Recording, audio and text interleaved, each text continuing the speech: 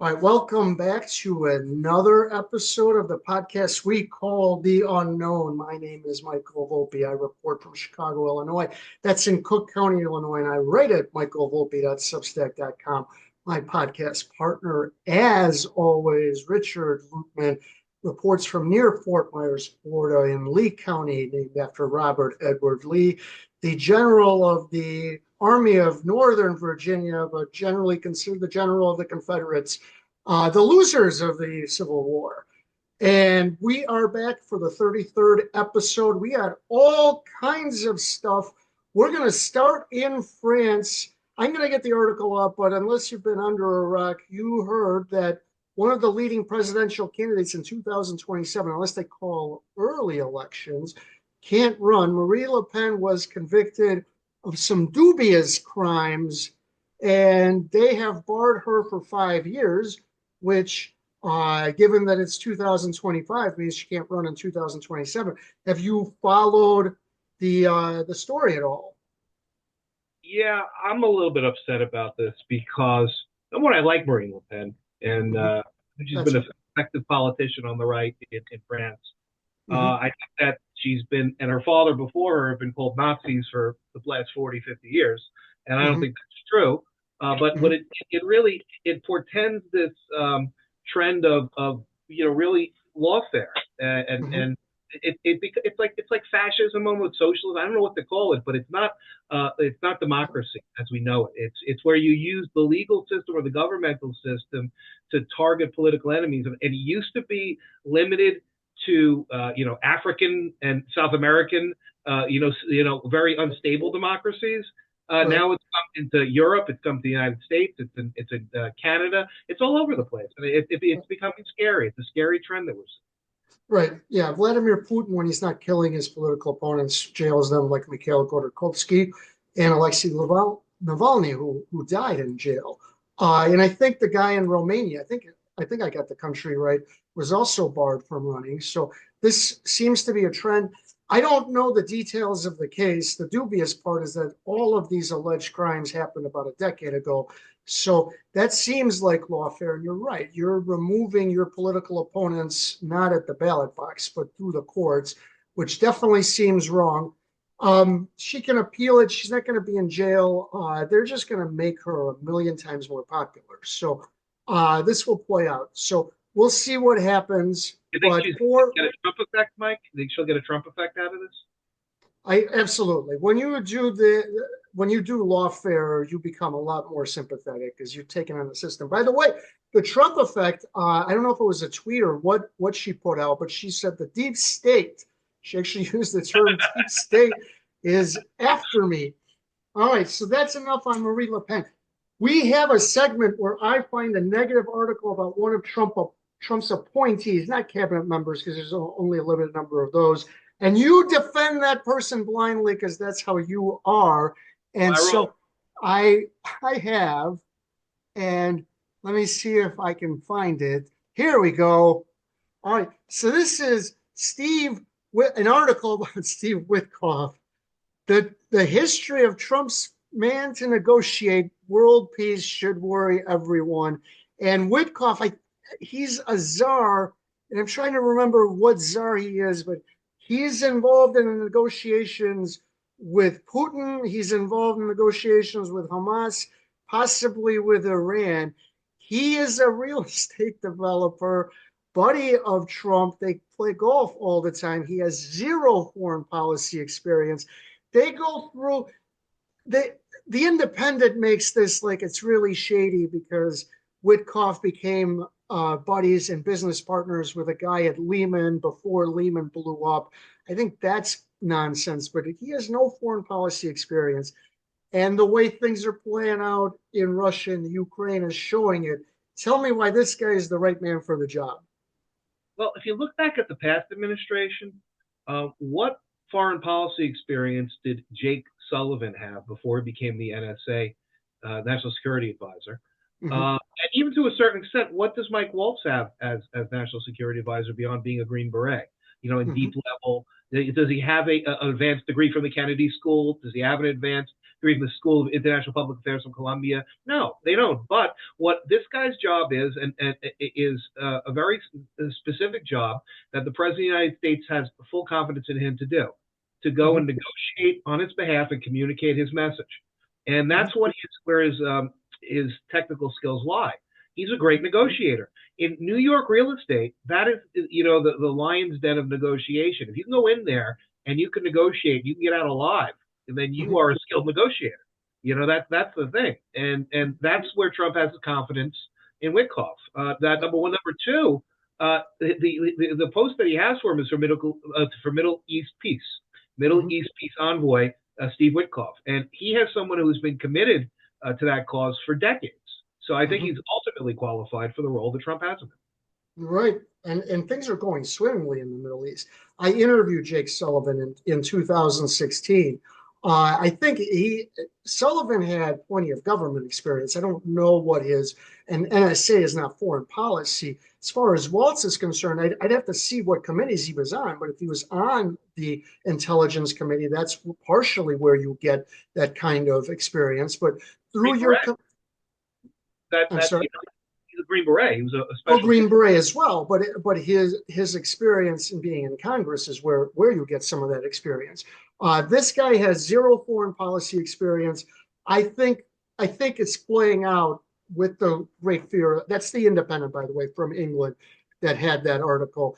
I think the point is well taken, given the way that things are playing out. Now, I don't want to give the impression that I am anti-Trump, because I am against some of his policies. So I wanted to show you one of his policies that I think is working out very well, and then we're going to go back and show you some stuff that's not working out as well. And so, now this isn't the entirety of the Mexican border, but look at this graph. Right, hold on, where is it at? Oh, right here. This is amazing. So October of 2024, 24,000 border crossing contacts with an alleged illegal alien. And as you can see, they went up from 2022 to 2023, 2024, they were down slightly. But look at this. From 106,000 in the first full month under Trump, 11,709. That is an enormous decrease. And this isn't the entirety of the Mexican border, and we talked about this before. Jay Johnson, when he was the DHS secretary under Obama, said he knew if he was going to have a good day or a bad day, whether or not he heard there was more or less than 1,000 border contacts with an alleged illegal alien, which means 30,000 a month is the magic number. And Trump is well under there. He has all but stopped the flow of illegal aliens crossing the Mexican border. Tell me how great he is. Oh, Trump's great. Trump's the best. And the fact is that it started after November 5th. It right. started, and it did. And you can see the numbers actually decrease right after the election. That's correct. Yeah. Historically, I think even Jay Johnson under Obama would have been aghast about some of the numbers under Biden. That's the thing. I think saying 1,000, if your number was 1,100 for the day, says you take it relatively seriously. That he made that number 1,000. That if it was more than 1,000, he thought he was going to have a bad day. I think he took it relatively seriously. Certainly, he a lot more seriously than anything under Biden. And also Obama, for people who don't know, deported more people than any president in history, not only in terms of raw numbers, but per year. So Obama wasn't great on the border, but, compared to Biden, he was... Obama deported people. Your favorite president, Bill Clinton, deported people. Right. The thing is that there's always been this. Bush was out of control in the sense that the borders, we had the development of Homeland Security under him, and so it only happened really recently where this idea we have an open border. It was never something that was part of American policy. Oh, It was that was even implicit in voting for one party or the other about border security. I don't know, and it's kind of backfiring on the Democrats politically too, because the idea of bringing in Hispanic Americans, or naturalized Hispanic people over the past 30 or 40 years has kind of, in many ways, helped the Republican Party. You have a more conservative group there, a very Catholic group, a very oriented group. So the idea that you're bringing in these workers for seasonal crop picking and everything else, and they're going to naturalize and become Democrats, maybe for a generation, but now it's really starting to take the opposite direction. So, all right, Clinton may have deported people, but Bush, Clinton, Bush Sr., they did not enforce the border with any kind of seriousness, not the way that that President Trump did from 2016 to 2017, 2021, and so far. No one has, except for maybe Dwight Eisenhower, on the border, the way Trump is. And he is showing that if you make a commitment to it, the border can be orderly, even though it's a very, very, very long border with Mexico. On the flip side, he is using the Aliens Enemies Act, and you love it, and I am not a fan. So first, we got a couple of things we're gonna talk about. So the first one, and let me find it. This is a New York Times article which goes through the so-called evidence that ICE was using to identify someone as being a part of this group right here. And then they would use this act, which means they didn't have to go in front of a judge. They could just throw them onto a plane, send them to El Salvador, and they wind up in prison. And what it says is the Trump administration has granted itself the authority to summarily deport Venezuelan migrants accused of being members of a violent street gang on the basis of little more than whether they have tattoos or have worn clothing associated with a criminal organization, new court papers show. And this includes, and I need to find him. No, I think I went too far. I think it's right here. Yeah, right here. This guy right here was accused of being, and he's a gay professional makeup artist who was accused of being a part of this group because he had tattoos that said "Love Mom." And now he is in this El Salvadorian prison. And I'm sure you're going to defend this policy regardless of how wrong-headed it is. So go ahead. I wonder how lucrative the makeup hustle is in El Salvadorian prison in a male prison. That's number one. That's an aside. Look, the fact of the matter is this. The law enforcement and the Secretary of State has the ability to look at this stuff in the first instance. Right, and that's and the idea that you have due process is for citizens. And that's totally inaccurate. Due process is for everyone. It is for everyone. Are you saying that if an illegal alien is accused of murder, you can just send them to the gallows without a trial? No. No. You can choose not to prosecute and deport them forever to a foreign prison under a treaty with another country. The fact is, the idea. The post-war amendments and the jurisprudence since then, even the Warren Court, this all predates that. This predates, and it's more primal to the structure of the Constitution than any of this stuff. You think that people get due process? You think some Chinese national in China gets due process because they are in China. Anywhere in China that they did a transaction based in U.S. dollar currency? And so that they should get the protections of the law based on that? No, that's the attenuated argument you're making. Just because there's a U.S. hook, these people have to get due process. No, that's right. not. No, they have to get. You're equating jurisdiction with due process. The government may take jurisdiction over things, related to U.S. interests. But the government does not have to afford due process to individuals unless they're entitled to it. And these people aren't entitled. Everyone on American soil is entitled to due process. That is one of the most un-American statements I have ever heard. This is the problem with using the Aliens Enemies Act, which is only supposed to be used under a declared war for this. Yes, it is. Because you are not affording these folks due process. So you send gay makeup artists to one of the toughest prisons in El Salvador. And he is not the only one mistakenly sent to El Salvador in one of the toughest prisons. How many else do you have? This is one of my favorite Twitter accounts. That's Damon Toel. Hopefully I pronounced his name right. He calls himself a strip mall lawyer. I think he is downplaying his legal prowess. But this is another guy they sent to the El Salvadorian prison, and this is what he said.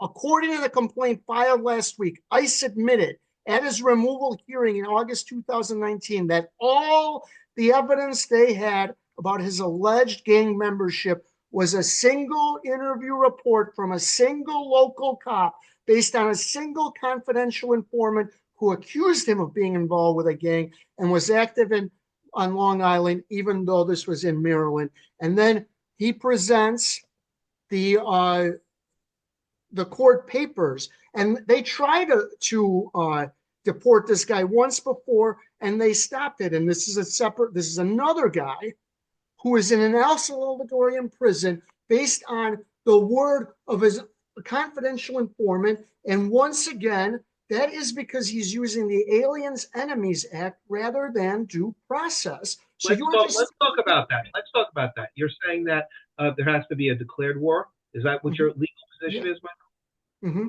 Okay. What about the language in that statute that talks about a foreign incursion? What? You just disregard that because it's inconvenient for your argument? What does that mean? Foreign incursion? Well, are you saying that? Are you saying that Venezuela is purposely sending these guys here to cause havoc? For years they were. For years they weren't. Or they're just coming here. Michael, we just had a segment where we just talked about the border numbers, how they were at a certain level and they went way up, and now they're down, and they went way up. And the finding was by the president and by the Secretary of State was that it was done because they were emptying their prisons, they were emptying their mental hospitals, and they were sending these people into our country as part of a foreign incursion. Those words, so they're not doing that anymore. Because they're not doing that, but you can enforce the results. Just because they're not that they turn the spigot off the pipe doesn't mean the crap isn't everywhere and you don't have to clean it up. Come on. All right. He's using an act that's only meant to be used in war. Don't ignore the words of the Alien Enemies Act just because you don't like that second clause. All right. It's only supposed to be meant, and it's only been used during a declared war. He is misusing it. The judge that you want impeached is almost entirely right, and we are seeing the results. You're sending gay makeup artists and people who some informant said one time was a gang member to one of the worst prisons in El Salvador, and you're fine with this. You don't care if all of these guys. They're not entitled to the Warren Court's criminal law protections. I disagree with anyone who does believe that. All right, they don't need criminal. They need a hearing where their lawyers get to present evidence. You're talking about informants. You're talking about this. You're talking about that. It is the absolute unfettered and I believe unreviewable judgment of the Secretary of State that we're talking about here. That's what we're talking.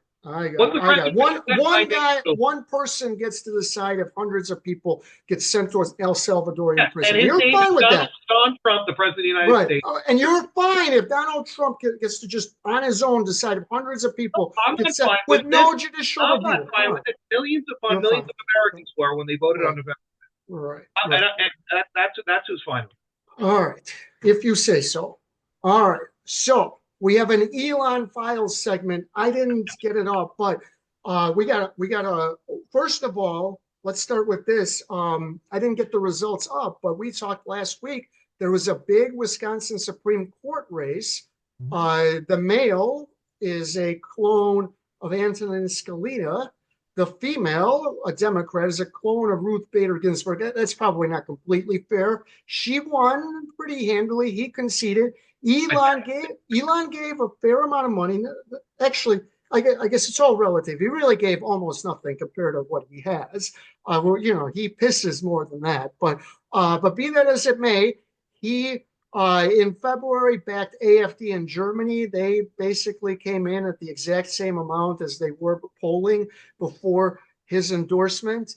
Now he's lost this race. Is his power fading? Is he not going to be able to be the global political power broker that he wants to be? You have to understand Wisconsin and how it was, the last several presidential elections. It's been, by percentage points, Mm-hmm. and the fact is, it's generally a blue state. Wisconsin is generally, you got Milwaukee, and you got a lot of urban areas that's just the areas. Right. She outperformed Kamala though. So I don't think that Elon's endorsement helped this guy at all in Wisconsin. Lost by 10, right? He lost by 10 points. So right. It wasn't, I don't think he was there in earnest. Not like Elon was doing what he did in Pennsylvania for Trump, where he was there for a month and a half and hitting right. everything down and everything else. He was there for a while.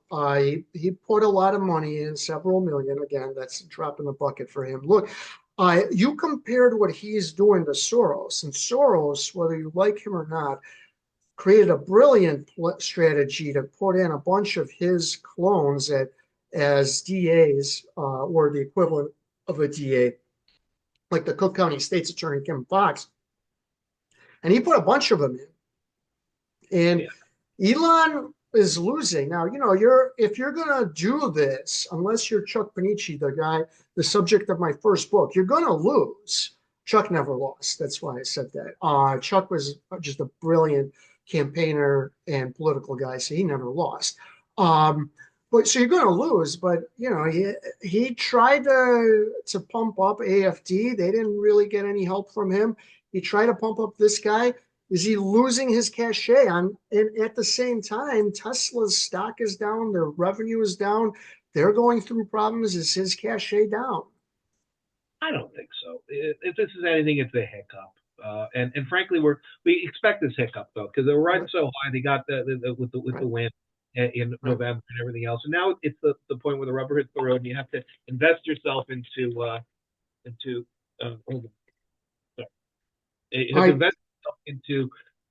all sorts of different areas to bring your to get everything moving. Doge is a perfect example of this. That it's going to take some time to get to his plan to take hold and take effect. He'll take a short-term hit, but I think he'll be good in the long term. That goes for Tesla too. Tesla has strong fundamentals. It's a great buy, I think. So I think he's going fine. He's got to just steer the short-term storm. That's all. The PE on Tesla is huge, considering that their revenues and earnings aren't increasing the way they need to be. But any entrepreneur, anybody who operates at this level, goes through a lot of trying times. This isn't the first time for him. He's always overcome before. So don't underestimate Elon. Now, it's about a week old, but you and I both watched the Brett Baer interview with Elon and the rest of the top of the team at Doji, the Department of Government Efficiencies. Your thoughts on the interview? I love Brett Baer's hair. That's number one. He's got the greatest hair on television. But I think it was a good interview in the sense that it shows the depth of people. You said this yesterday when we were talking about how he went into his Rolodex, I think, and picked out some of the best and brightest that he saw. And you gotta think, you probably ask 10 people, maybe one or two say yes, because it's a thankless job. And these guys could be making untold millions doing their software programming and everything else. But they're coming in and they're doing this because they want to do this. But I said this before. I said the biggest thing that I was disappointed about with the interview is that there was no big balls. I wanted to. What do you mean by that? 20-year-old big balls, the guy who attacked the 20-year-old. I think he was an autistic guy as well. With his social media handle was big balls. So he's become like a bit of a sensation, Right. on the internet and on social media and on X. Right. His reports on what's happening with Doge. I wanted to see him there, but obviously, I think that Elon kept it buttoned up, and he brought the high level people, and he kept it very Mhm. professional. And I think that he's doing a good job. It's a testament to what he's doing as an efficiency consultant. If you're a big business and you wanted an efficiency consultant and you wanted to come in to do a presentation, the Brett Baer interview, I think, was what you would have when they came to your office and tried to present to you what's been happening over the past couple of All right. So what you meant about him going through his Rolodex is he brought in like the Silicon Valley types. These are all tech guys, engineers. One was a rocket scientist, at least a former rocket scientist, executives, COOs, CTOs, CIOs, and that's who he brought in. I like that. I think shake up the government with the private sector, but not only the private sector, but successful guys, tech guys. I like that. This was the softest softball interview I've ever seen Brett Baer do. If you're making a presentation, I agree that that is a good presentation. However, this wasn't a presentation. Brett played some of the criticisms. He didn't really criticize him. He would ask a question. They would talk for 3-4 minutes. He didn't challenge him at all. Brett is he's got a good interview style because he can confront you, but he's never confront. He's not yelling at you. He never does that. But this was I ask you a question, you go on for 5-10 minutes, however long you want, and then I ask you another question. So this wasn't, in my opinion, Brett's favorite hour or top hour, but he's done many interviews in his life. The part that I remember is that he said that the government would fail an audit, and he went through it because they don't have all of the appropriate mechanisms in place when they give out money. There are no checks and balances the way that a publicly traded company would need checks and balances. And so that's some of the shocking part. Some of the other stuff, he made dubious claims when he claimed that the online survey cost $1 billion. That was at the National Park Service, which has $3 billion budget. I doubt that survey took a third of the budget, and this is where Brett should have challenged. But I think he made some dubious claims. Obviously, I read one article that this was necessary because the image of them coming in with like a bulldozer and just running through the employees and chopping them up, that they needed to counter that this is not what they're doing, that it's a scalpel. And they did counter that. But, to me, it was somewhat propagandist because Brett wasn't challenging any of the assertions they were making. But it was a pretty good interview. On the flip side, I was scrolling through Twitter the other day, and an episode of Maury Povich popped up. This is just amazing. Laura Loomer, one of my least favorite Twitter accounts, unlike Damon Toel, I like Damon's account. She's annoying, but gold digger and professional gaslighter Ashley St. Clair was caught on camera outside. She wasn't caught on camera. She brought the cameras outside her ritzy Manhattan condo, paid for by her sugar daddy, Elon Musk, selling her $100,000 Tesla she said was gifted to her by Elon Musk during their romantic relationship. She said she's selling it to make up for 100,000 alleged cuts to her child support from Elon. She took a jab at Elon, telling people to check the Tesla stock, adding, "I'm not the only one cleaning up after Elon's messes." Ashley, as I reported, has hired anti-Trump lawyers to sue Elon Musk. He was ordered by the court to take a paternity test. And Elon responds, and this is just a shameful response by Elon. "I don't know if the child is mine or not, but I'm not against finding out. No court order is needed. Despite not knowing for sure, I have given Ashley $2.5 million, approximately what he gave to the Wisconsin race, and I'm sending her $500,000 a year." What are you suggesting, Elon? That Ashley's a whore, a two-timer? What do you mean? I'm not sure. It could be your child, right? Because you did have sex with her, but you're suggesting she may have had sex with other people. Is that what you're saying? Also, Elon, your son or daughter is 6 or 7 months old. You need that court order, Elon, because if you didn't, you would have done the DNA test a long time ago. But anyway, his whole entire private life was playing out. He's got 14 kids. He's seen this child 3 times. She's taken him to court. And I've gone through this process myself. Before she can get to the custody part, they have to prove that he is the father because they are unmarried. And that is why they have ordered a DNA test. And a smart guy like Elon, who I'm sure can consult with some lawyers, was probably told that. So this is not that she is demanding you take a DNA test. She is trying to set custody terms, and she can't until they prove you're the father. And that dig about, I'm not sure if I'm the father, I don't know what you're suggesting except that she's a whore. Your thoughts about Elon's private life? Do you still think he should go out and be stud? I love it. I love it. You know what? If I'm the judge, I sit there and say, Elon, I'm not even going to have you do a paternity test. You are the father. You've been spreading your seed all over the place, like you're an industrial agriculturalist. I haven't looked at it in New York, in North Carolina, where I took one. It's required. I'm assuming that the law in New York is similar because they are unmarried. So the judge cannot do that unless they're just blatantly violating the law. Oh, You have to get a burden. He's going to get a paternity. Right. But look, this idea, I'm not against taking a paternity. No, you're against it, Elon. All right. It was $520 for me. I didn't like paying it, but I could eat and sleep and have roof over my head despite paying it. You can afford the $500. All right. It's not hard. You have a private jet. And I'm sure wherever the DNA test, it's near wherever you live. The whole thing is opportunity, just ridiculous what he did there. I think the part of the whole thing, though, is that this was an impromptu discovery of her selling her Tesla. Right. And look, the media just happened to show up. Right. No, of course she called him. Look, is she a gold digger? Maybe. You know what?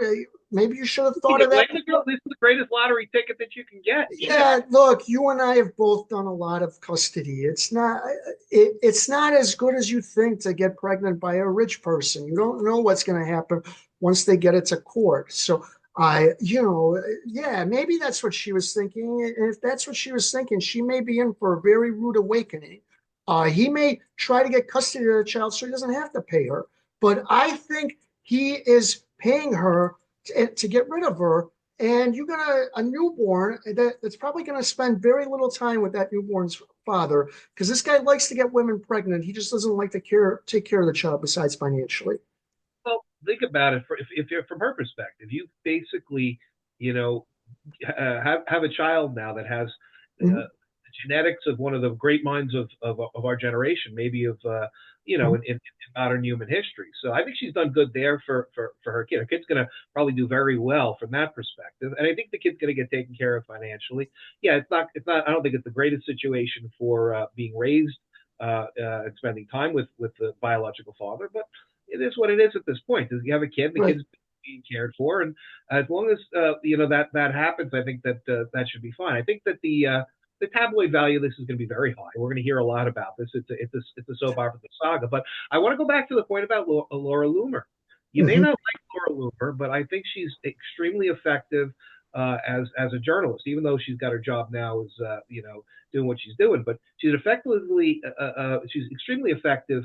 What she said, I think, didn't she say a few weeks ago about Boatsberg's daughter? Was she the one that said about Boatsberg's daughter? She may have. I'm not sure that's a conflict of interest. She says a lot of things. Some of them are correct. Some of them are not. She's extremely inflammatory. She knows how to get attention. It helps her because she gets a lot of attention.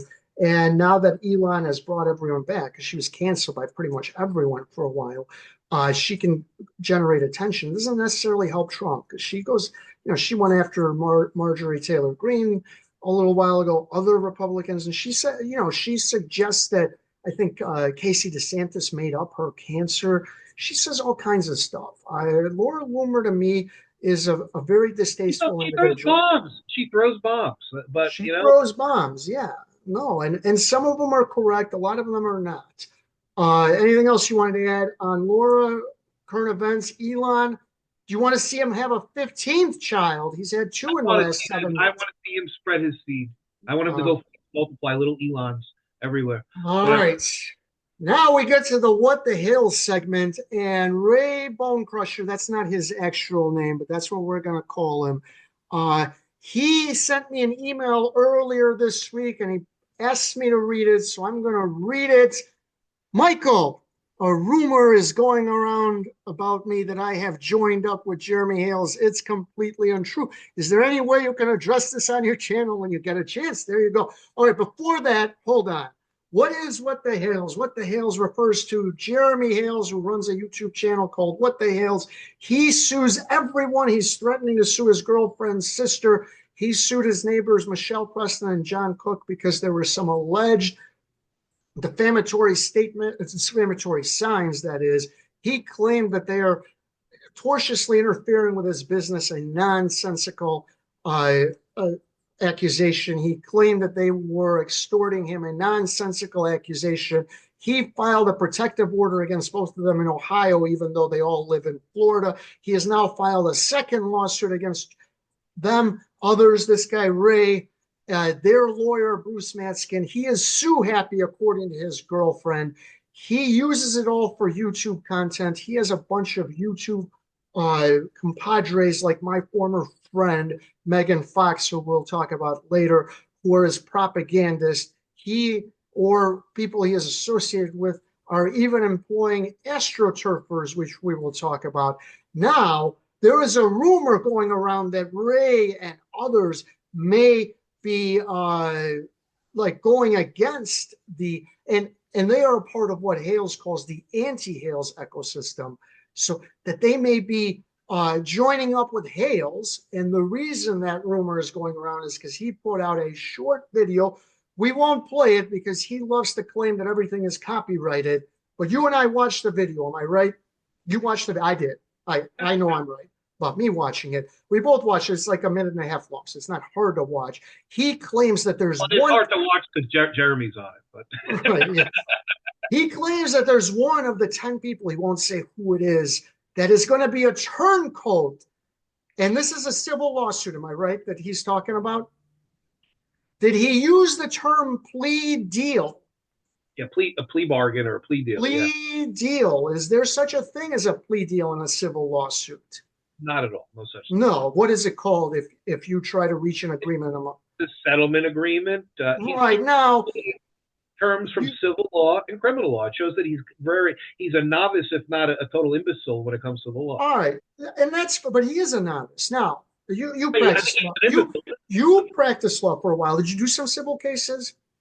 Any civil case. Yeah, so if you were working on a settlement agreement, you would probably use that term to your client more than once. You would say, the other party, we are going to try to settle, we're trying to work out a settlement agreement. You would use it repeatedly. And so after a while, your client would probably learn it's a settlement agreement. It's not a plea deal. Unless your client is an imbecile. Yes. Right, unless your client is an imbecile. That's number one.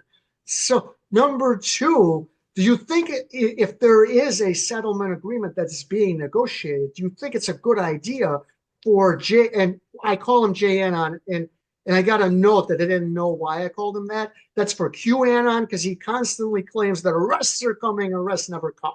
So do you think it's a good idea, if there really is a settlement agreement in the works, for him to go out on his YouTube channel in front of tens of thousands of people and say there's a settlement agreement in the works? Michael, this is a classic psychological ploy related to a logic situation called the prisoner's dilemma.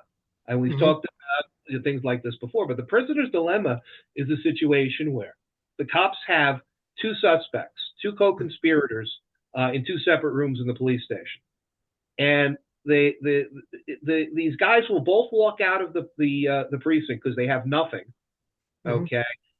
If neither one of them talks.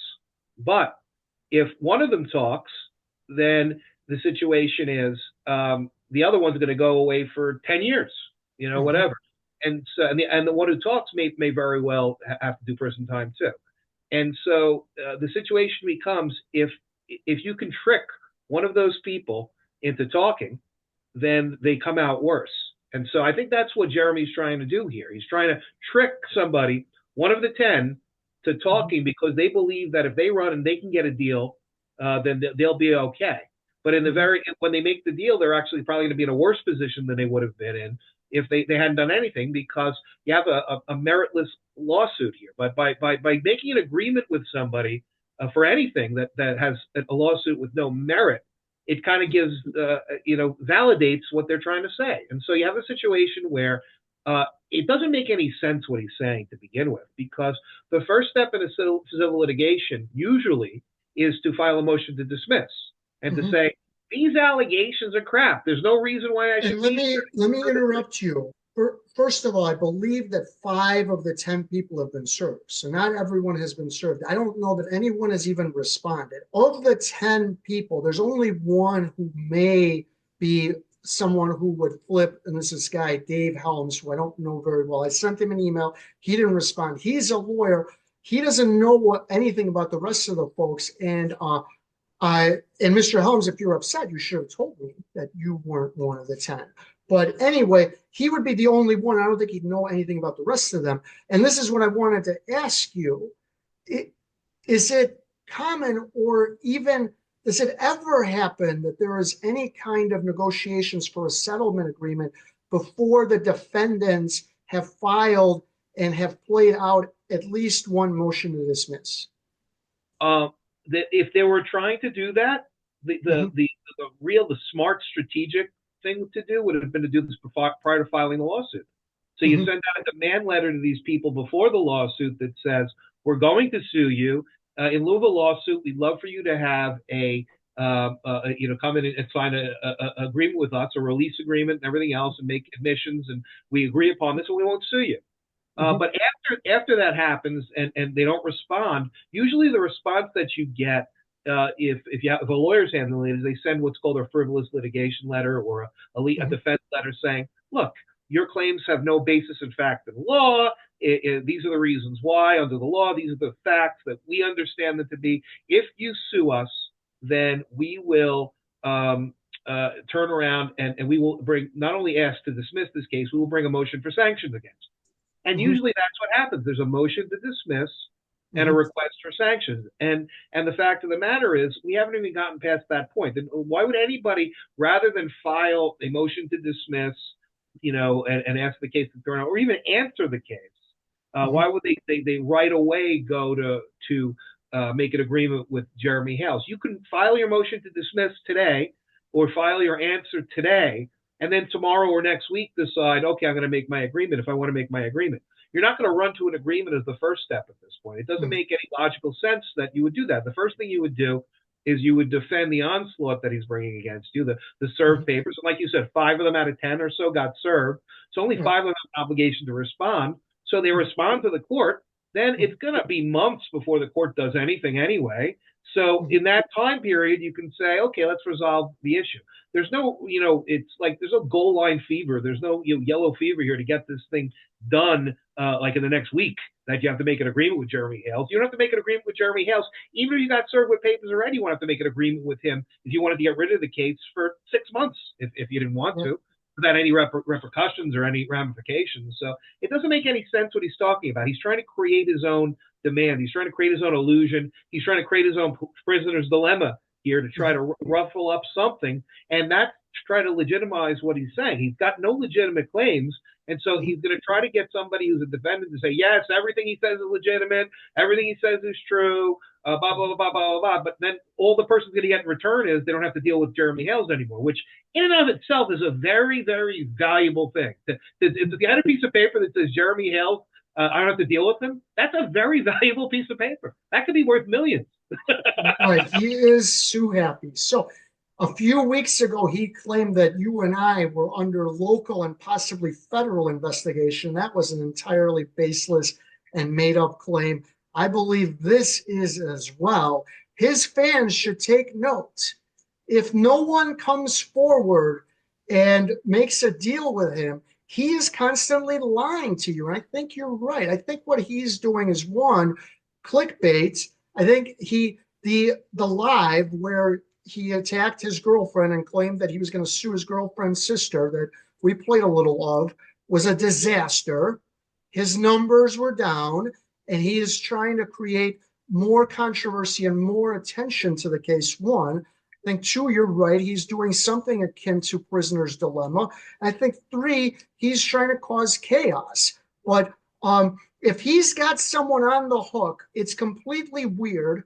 Number one, you would know that this is not a plea deal, it's a settlement agreement. Number two, your lawyer would say, don't say anything until this thing is finalized, because you could completely screw it up if you don't. And number three, it almost never would happen this early in the case. I think he's making it up out of his rear end. By the way, I called him and left a voicemail yesterday. He didn't call me back. I don't know why. I'm a very charming guy. Now, we're going to talk about my former friend, Megan Fox. I've known Megan since 2014. We worked hand in hand for about a year, busting all kinds of bad judges all throughout the country, really all throughout the world. We interviewed Liz Perkins from England and Grant Wyeth from Australia and this guy Brian Ludmer from Canada. So all over the world. That's me and Megan right there. I'm sorry, that's Megan. That's me.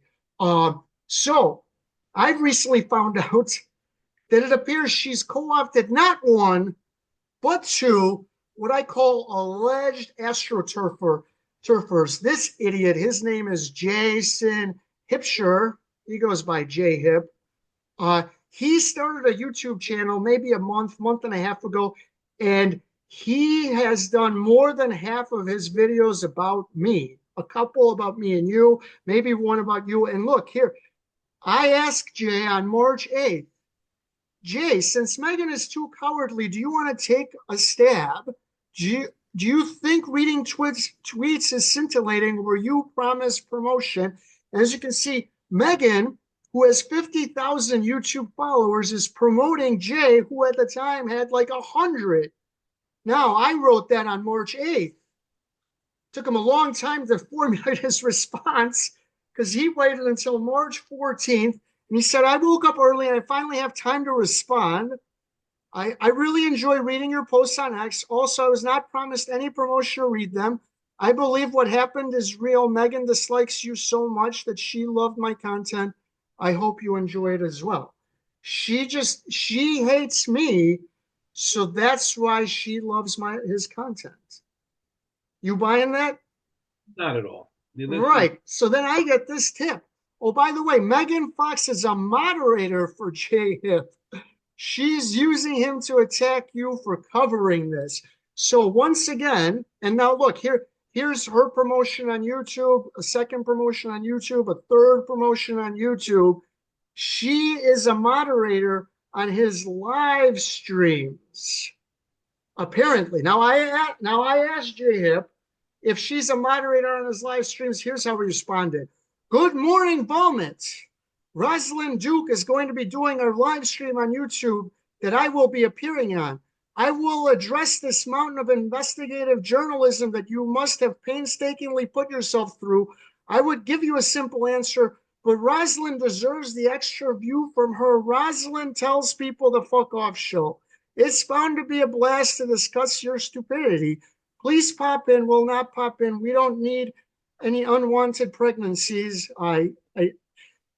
The pregnancy wasn't unwanted. You know nothing, Jay. I got my live-in girlfriend pregnant. That's what he's referring to. I mean, like, watch the whole stream where you will get your answer. He's doing promotion. He never answered it. And then look, Megan is promoting Rosalind Duke. That's this lady. Now all Rosalind and Jay were part of this long Twitter stream that went on and on and on for a variety of reasons. And now she's promoting them. And both of these two did nothing on Hales until about a month ago. And now suddenly they're doing some Hales content being promoted by Megan. She's the moderator for at least one of them, apparently. And he does nothing but insult me. And after this article was written, he invited me onto his show today. It was at a time where I was going to have to take care, not have to, but when I'm taking care of my toddler son, that quote unquote unwanted pregnancy. that wasn't unwanted. We talked about it. I got my live-in girlfriend pregnant. He knows nothing.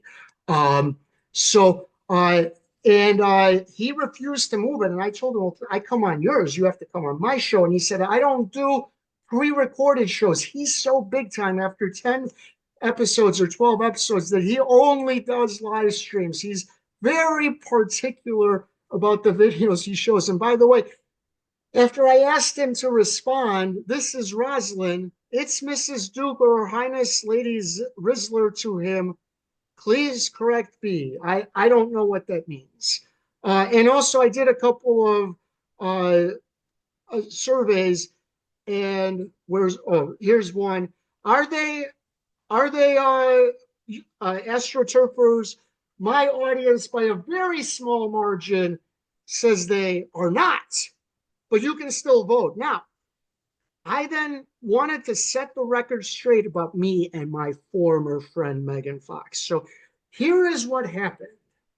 I've known Bruce for a while because he reached out to me about another story called the Mac Daddy affair.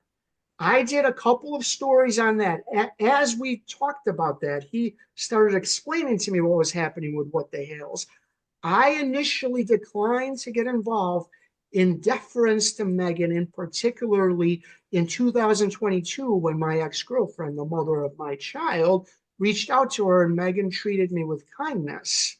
However, in December of 2024, I was going to go on Milltown's Best Day, I don't remember Dave's last name, to talk about the Mac Daddy affair. Megan got wind of it, and let me read to you what happened. Mike, you do not want to go on Milltown.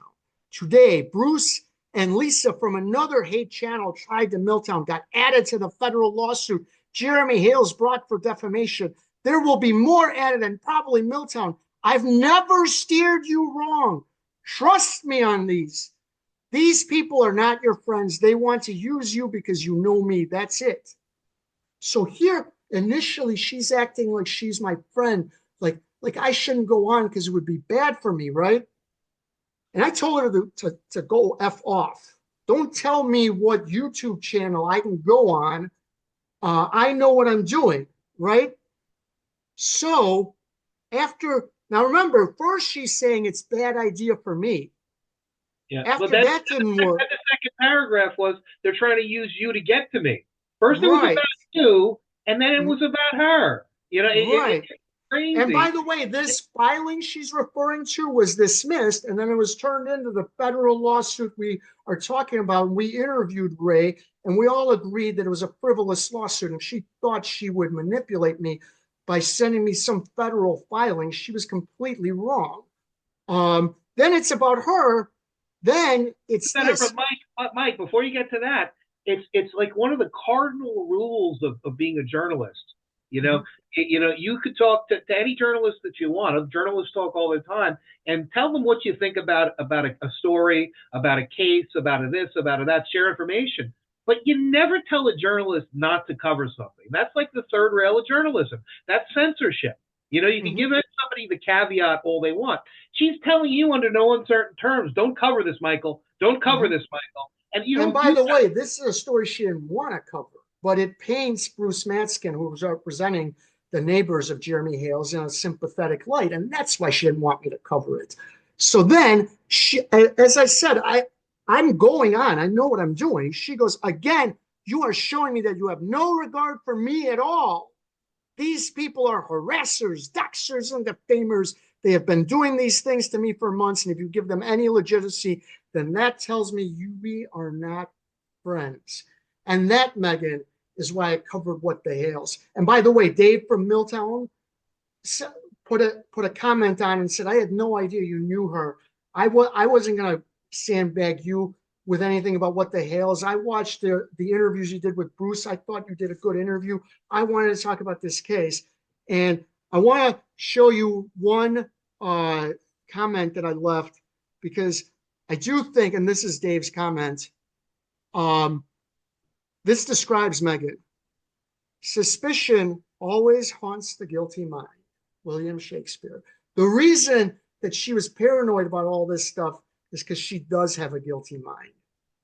And that's why this was happening. Megan, you are a manipulative bitch. That text message, she goes from trust me, I know what I'm doing, to you're gonna hurt me, to we're not friends. Trust me, we've been friends for a long time, and 10 minutes later, we're not friends. What a manipulative bitch. The point is, Mike, if someone was under attack, if one of my friends was under attack, and you had a story that you were covering that was tangentially related or something like that, and you're in the media like you have a following, and you have a respected following when you say something, wouldn't it be better to come in and defend your friend? So wouldn't Megan's tack there to be, Mike, these guys have hurt me. Here's the reasons why. I'd like you to, if you can, opine on it and let people know what's going on. If she had done that, I think this whole thing goes very, very differently. But the problem is she can't do that because she doesn't have the facts to back it up. If someone were attacking, you present them the facts. This person is attacking me wrongfully. Here's why. Here's my documentation. Here's what they said. Here's when they said it. And can you help me out by letting people know that this is unfair? And most journalists would say, sure, you're my friend. I will totally do this. Right. She never gave me any details. And by the way, when I went on with David Miltown's Best, he then took a couple of minutes to defend himself from the defamatory statements of him being a harasser, a doxer, and all the other garbage that she called him. She doesn't present any evidence of this. She's bought into Hales because he has 750,000 followers, and she went from about 10,000 to 50,000 basically overnight as a result of being attached to him. And that's why she's doing all of this, and I know it, and she knows I know it, and that's why we're not friends. And it has nothing to do with any of this other stuff. And one other thing, the reason that I released all of that is because she's putting out the narrative that I betrayed her. I didn't betray her. She's a manipulative bitch. All right. One other thing. So we got a video. This is from Two Lees in a Pot. I want to give her credit. I'm not. You better not try any nonsense about copyright, Lisa, because I'm only going to play a little bit of this. But she got some great video from a couple of weeks ago, and then we got some other stuff to talk about. So this is the truck that John Cook and Michelle Preston own. So I guess this is from their own properties video. So watch what happens. Arriving home. If you look behind them, there's nobody there. Nobody here. Okay? Nobody in the road. Watch how fast this happens. Here it comes. He's pulling out. Coming down the road. They don't know he's there yet. So you got to open the gate.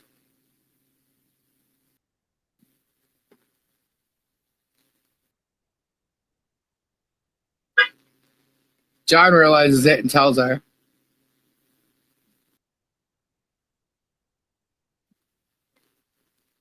Here's what you can expect to pay for your tax prep. Wait, this is backwards. My last tax guy only ever told me the price after.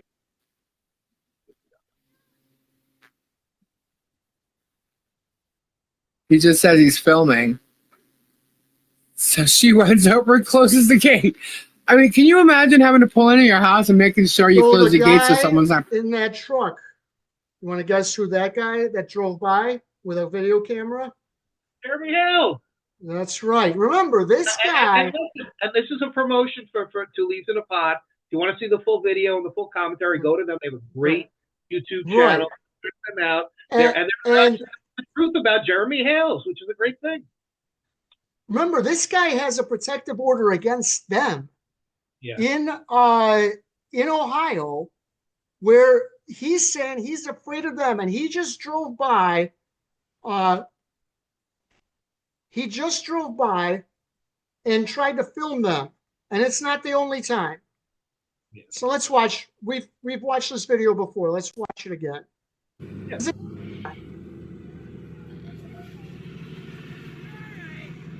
Keep going, John. You're all right. 10 feet. You're all right. 10 feet. You're all right, John. John is within 4 feet of our truck right now. And he's communicating. This guy constantly drives by their house, even though he supposedly has a protective order against him. So if you witnessed, if you were a judge and that evidence was presented to you, and Jeremy Hales has a protective order against Michelle Preston and John Cook, what would you do? Oh, I would just throw the whole thing out. I might even admonish or even sanction Jeremy Hales for his behavior and his activity and his, because that's sanctionable conduct. When you go to try to use the court, you try to get a shield, which is a protective order, and you use it as a sword. That is something that's terrible. And I think that we may have to go and take a look at these judges up there in Ohio as to what they're doing. I think we have it right here. And I think we have to take a deeper dive about these judges in Ohio. That'll happen after this week's shenanigans in Pensacola, which we're looking forward to. We'll see what happens. All right. The magistrate who's overseeing the case is Candy O'Connor. I call her the ringer. You just saw him twice, and it's not just those 2 times. He regularly drives by their house with a video camera. She just found either John Cook or Michelle Preston in contempt right there. The ringer, Candy O'Connor. Now, you talked about a legal term called legal fiction. Explain what that is again. Legal fiction, in the normal sense, is how you bridge the gap between points of law. So, you'll have the one of the greatest examples is the idea of a quasi contract, a situation where there's no actual contract made between the parties, but in certain circumstances, one party will be held liable to the other as if there were a contract, a quasi-contractual relationship, and that's under the law in every jurisdiction. But it's a legal fiction. It's a legal fiction that the two parties agreed because they assume agreement as a matter of law, either between the course of dealing because of the exigent circumstances. There's a quasi-contract, and that's a legal fiction that there was an actual, I agree that you're going to do this for me. So this happens. It happens in law, and it's part of the law. However, lawyers take legal fiction to mean things that it doesn't, and then bring it outside the courtroom onto the streets and confuse reality. So you can get a judge, and you get a lawyer that can convince a judge to say that the sky is orange, and they write it in a ruling, and then that lawyer runs out to the street and says, oh, well, I have a ruling that says the sky is orange, and therefore the sky must be orange because it's legally true in this ruling. And so that's what we're having. We have this crazy legal fiction. So fiction. if you just witnessed multiple times Jeremy Hales trying to create a confrontation, and yet the judge rules contempt against John Cook and or Michelle Preston, is that an example of legal fiction? Well, I think it's facts that him putting forward facts that are untrue or disingenuous, number one. So it could very well be dishonesty or fraud on his part. But the ruling itself is either predicated upon fraud or is itself a legal fiction. It really is a legal fiction. It in the face of reality. The man we are looking at, Sean Martin, is primarily responsible for this legal fiction. He did take on the case pro bono, but he tanked the case. None of the videos, none of the police reports we've talked about, he's entered into evidence. He is allowed, and he is the lawyer now just for John Cook in this protective order in Ohio. He's allowed Jay Anon to walk all over his clients because he's a scumbag lawyer. That's what he is. And by the way, you want to see what kind of a scummy guy he is? I asked him about this. And let's take a look at the response. Mr. Volpe, I have been discharged as to Miss Preston only. The court has made no ruling on the matter with Mr. Cook, as far as I know. As to the rest of your question, I do not discuss cases. You're a scumbag. You allowed 2 poor people to be run over when the evidence was clear that Jay Anon is the aggressor. I hope all your potential clients consider that if they're looking to hire you. Well, that's part of the issue. The bigger issue is these judges, though. I think we have to go further deep into these judges, let everybody know the ruling that these judges made in the face of the evidence. Because if they're making rulings like this, then they are, complicit in this process. So either one of two things happened. The judges were the victims of fraud and dishonesty by Jeremy Hales and his attorneys, or the judges just didn't care. That's a reckless disregard for their obligations as judges. And I think the public has a right to know which one that is and decide for themselves. So I think we're going to have to do a little more on that stuff. Right. I don't believe any of the evidence we showed has been presented. This guy let them run all over him. We have another new subsegment. This is the third edition. We call it, Is It Frivolous? This is going to be a little bit different because the order already came out.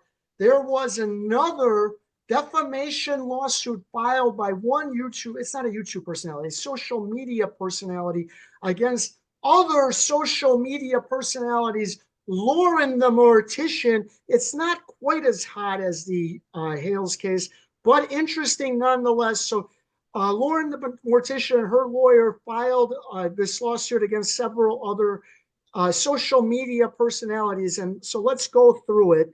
And this is an important part. I'm going to read it. On or around October 23rd, 2023, Carter, who is one of the defendants, published a video on TikTok where she accused Propson, who I think is Lauren the Mortician, of being transphobic and a TERF.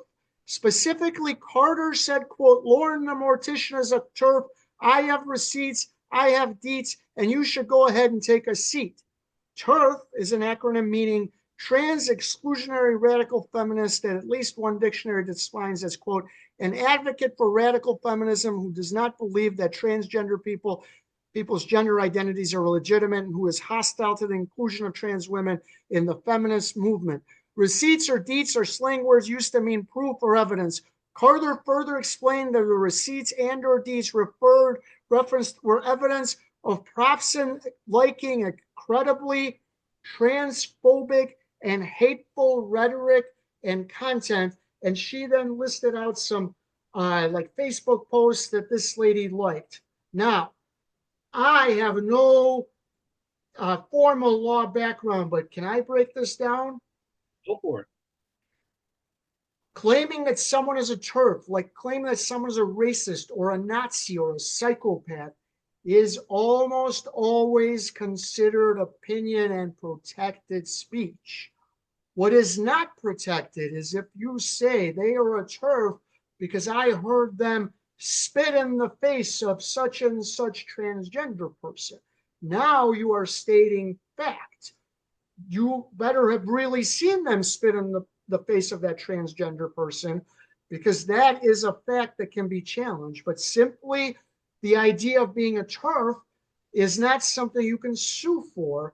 In this case, this part right here is protected opinion. This part right here was agreed upon by everyone. She did like certain Facebook posts by people who are alleged to be anti-trans. This lady sued by saying, well, that doesn't make me a TERF. Well, that is up to the audience to decide. This is a frivolous law. At least this part is very, very frivolous. Did I get all of that right? I think you did, Mike. I think you did. I think that it's an opinion. Mm-hmm. And the fact is that they're bringing these lawsuits, and mm-hmm. You know, we've talked about it before. It's like Bruce Matkin says it. He says it's a lawsuit's like the greatest bit of content creation, and mm-hmm. there's no real hammer that these judges are bringing against not so much the content creators, because you know if the court's going to allow them to create free content, then you know with low repercussion, a little cost, then I would do it too. But the fact mm-hmm. of the matter is, these judges have to come down on the lawyers, I think, more than anything. Sanction the parties, sanction mm-hmm. the lawyers, and mm-hmm. and make an example out of the people that are bringing these outlandish lawsuits for no good reason. You know, that's the problem we have in America today. You know, we're a litigious society to a certain extent, but there's a lot of litigiousness that doesn't even have to be there. That should be thrown out right away, or should be weeded out by the officers of the court, the lawyers in their offices, before it even gets to be filed. You know, so that becomes the problem.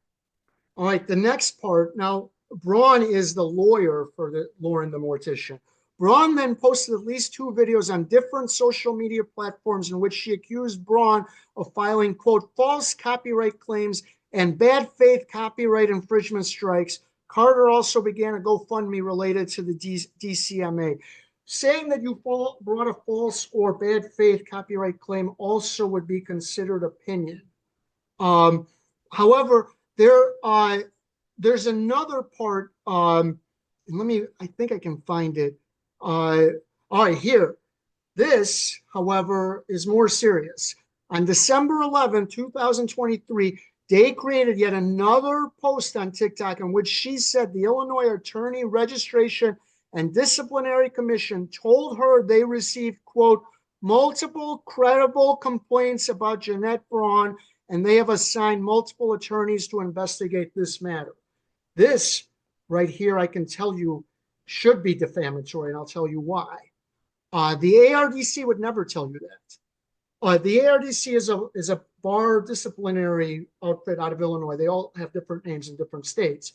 They would never say that. Any bar discipline is listed on their website. The only thing they would say is if you go to our website and go to this part, you can see all of the current and past disciplinary actions. That's the only thing that they would say. They would never tell you that we are currently investigating someone for multiple complaints and they have assigned. They would never say that. That seems to be defamatory. Am I wrong? Not at all. I think you got your spot on there. I think you're spot on with your analysis. Okay, and so we won't go through it. The reason they dismissed it for anti-SLAPP is because this was a federal lawsuit, and the judge decided that there's a federal statute that's exactly like anti-SLAPP, so there's no reason to bring anti-SLAPP. So they dismissed it under anti-SLAPP. So instead, they ruled it under this rule right here, which is the same as anti-SLAPP. No, it's not. Right, LB6 is failure to state a cause of action upon which relief could be granted. That means that the judge says, assuming that everything you say is true, I still can't give you relief. The law does not entitle you to relief.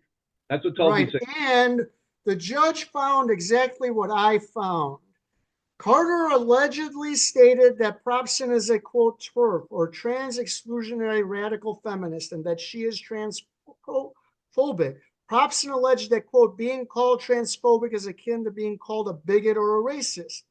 The problem for Propson is that the court universally recognized that allegations of racism or bigotry are not actionable in a defamation claim because they express subjective opinions that cannot be proven true or false.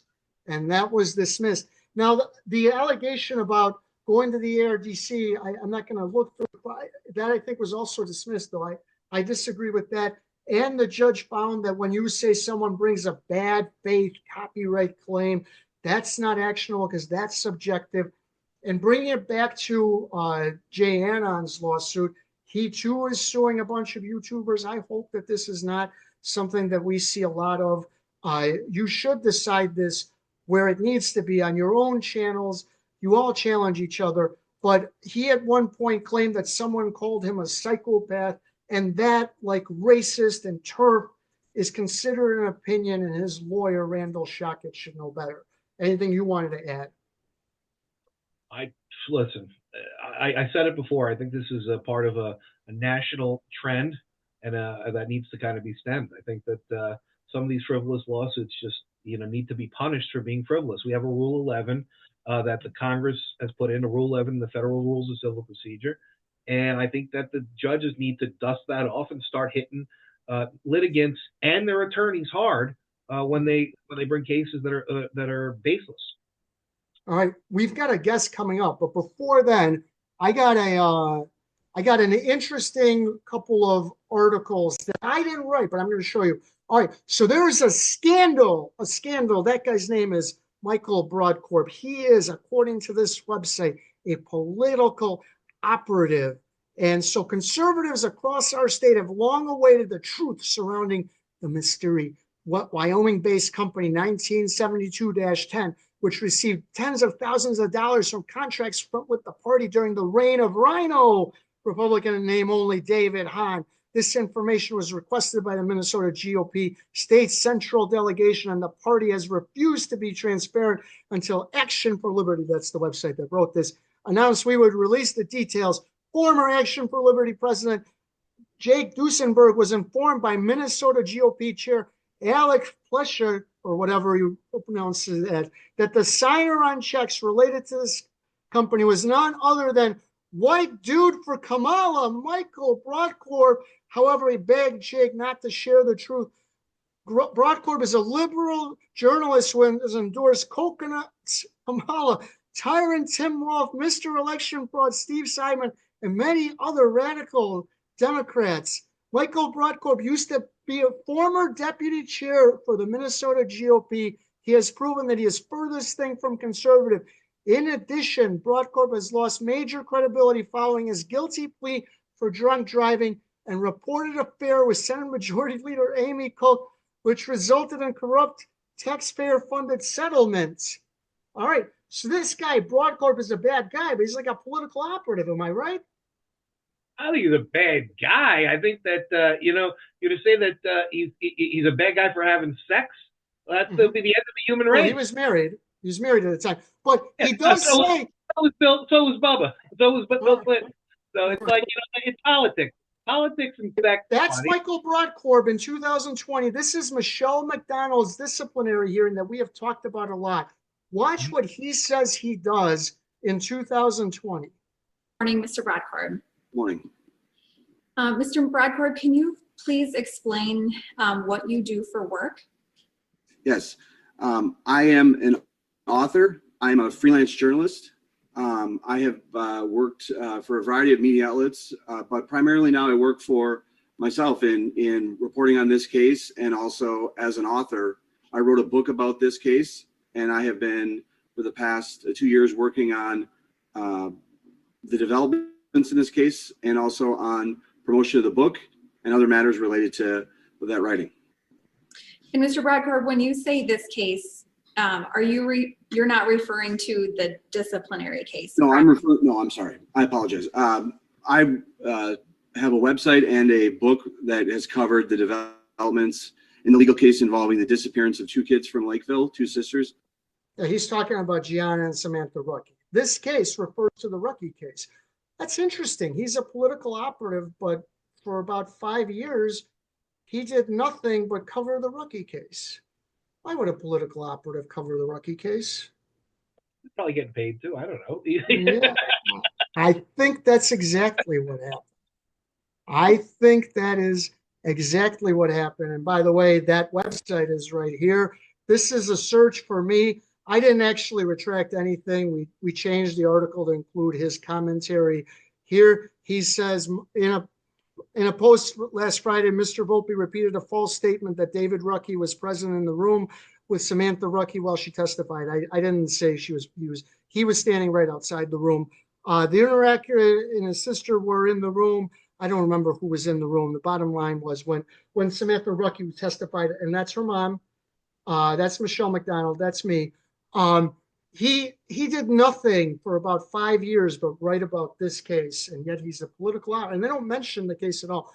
What happened was he had that affair. He got kicked out of the party, and he was looking for work. So the Minneapolis Star Tribune allowed him to do a political blog.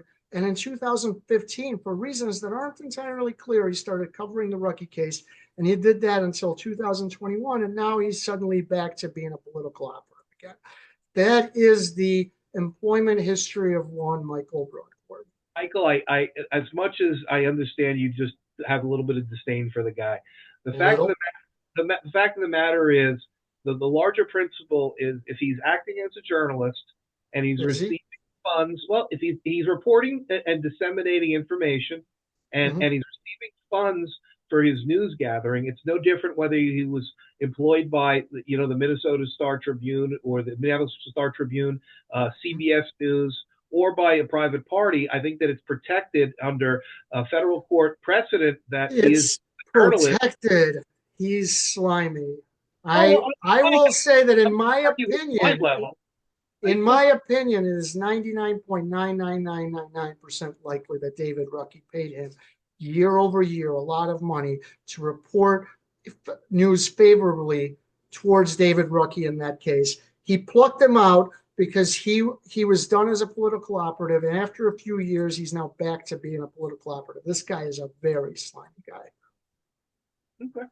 All right, so we've got a guest coming on, but we wanted to talk about this. You have a new update in the Nesh Noshirvan. He is a TikToker who tries to find people that he thinks do bad and then tries to cancel them. Am I right? Oh, that's right. And this one's related to our good friend, our buddy, who we cover every week, Elon Musk.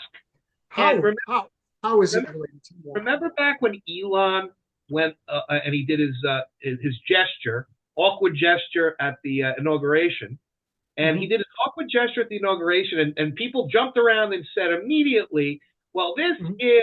And let me interrupt you. Let me interrupt you. We have Jill Jones Soderberg who is joining us, but Jill, give us like 3 minutes. We're going to finish this up, and then we'll get you on, and then we'll get you. Sure. All right, go ahead. Go ahead. Go ahead. And so he had this awkward gesture, and the media, the radical left fake news media turns around and says, and go back up there. That we'll play that video, that video right there, yeah, where basically they turn around and they say, this is this awkward salute. The ADL, the president of the Anti-Defamation League, said it's not a Nazi salute. It's an awkward gesture. That's all it was. And trying to say from my heart to yours. Yeah, it's not even an awkward gesture. No one who's legitimate thinks he was doing the Nazi salute. He did. He went like this out to here. He's saying from my heart to yours. They took something innocent and well-meaning and heartfelt and turned it into something ugly. But go ahead. So this lady defended him, and what did Dinesh do? McDaniel defends him. She's a hairdresser from West Virginia, from Bridgeport, West Virginia, and she basically worked at a salon, platinum salon, and she had 30 views on her TikTok video. And Dinesh gets a hold of it, and all of a sudden, puts her piece in out of context. And then tells her. I'll explain. What do you mean out of context? How is it out of context? Well, she came in and she said, if you watch the video, she said, I feel so bad that so many people are ignorant as to what Elon was doing. It wasn't a Nazi salute, saying the same exact thing that the president of the ADL said, that it was an awkward gesture. It wasn't a Nazi. It wasn't racist at all. And Dinesh comes around and says, this woman's racist. She's defending Elon's Nazi salute. And so what happens is Dinesh comes in as a race baiter, as the digital. He's the digital Al Sharpton. That's Dinesh. That's Dinesh. He's digital Al Sharpton, and he comes along and he ruins this girl's life because he goes and he hits her with his millions of followers on social media. Then it doxes her and her employer, Platinum Salon, and Platinum Salon. Then the owner turns around. This guy. Corey Groves says, we're going to defend you, Sydney. We're going to defend you. The second he starts getting phone calls and getting inundated on his social media and gets a phone call from Dinesh that says, all you got to do is fire this girl and it'll all stop for your salon. And he fires her.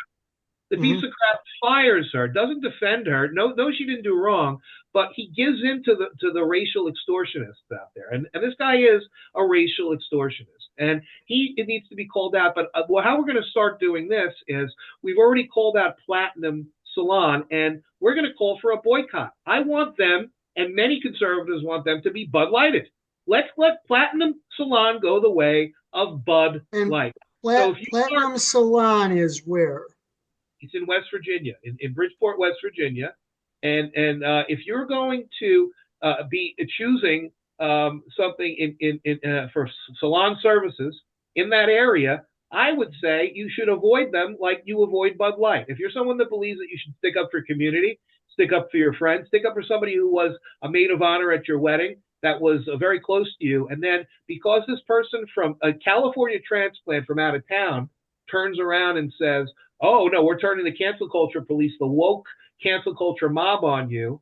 If you think that person is more important than somebody that you go to church with and somebody that's part of your community that you went to school with, if you think that that's the most important thing in your life, worrying about what the cancel culture mob thinks, and that's what your business does, then maybe you shouldn't have a business anymore. Maybe you should go the way of Bud Light. And so that's what we're doing with this. We're creating awareness for all of the victims of Dinesh and the people that did not support them, because we have a very serious case here where Dinesh is going to be facing felony criminal charges in Denton, Texas, it looks like, because for the death of Aaron Delator. He's a cancel culture killer, and he was the one who contributed and caused the death of high school football coach Aaron Delator. And it's only a matter of a few days from the outward signs that the prosecutors will bring felony charges from the outward signs that we're getting in Denton, Texas. Dinesh Nashirvan will face Texas justice and felony charges in Texas related to the death of Aaron Delator. And so we're going to start canceling the cancel culture.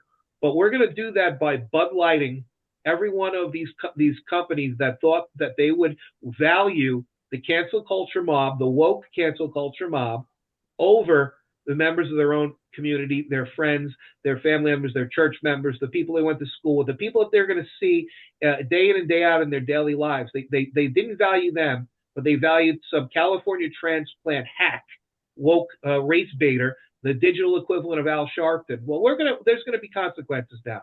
All right. Now, you have been investigating this guy for a while. Approximately how many true victims would you say who were falsely canceled, who had their lives destroyed, up to and including suicide, would you say there are of this guy?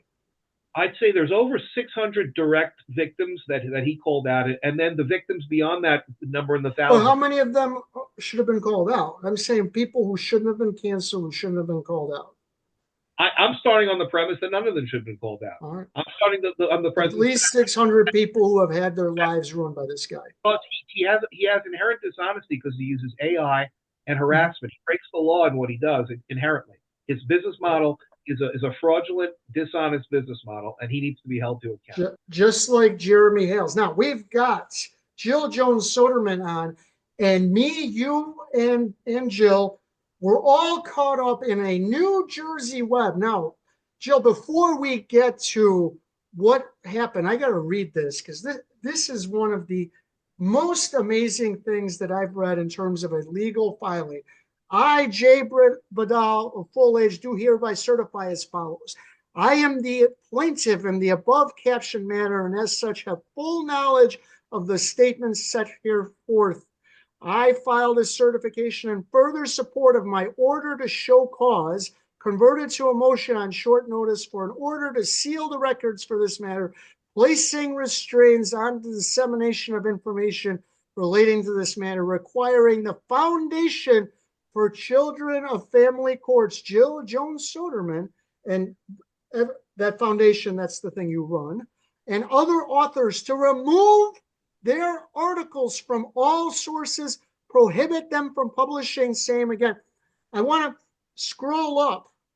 As you can see, this is J. Bradley Bradal versus Kristen Bradal. Your name, Jill, is not among the litigants. Am I right? So that's right. I'm not a party to the case. He's asking for you to remove articles after you have published them, even though you're not a party to the case. The actions of the defendant, he's talking about his ex-wife, since my application show the absolute necessity of these requests to be granted.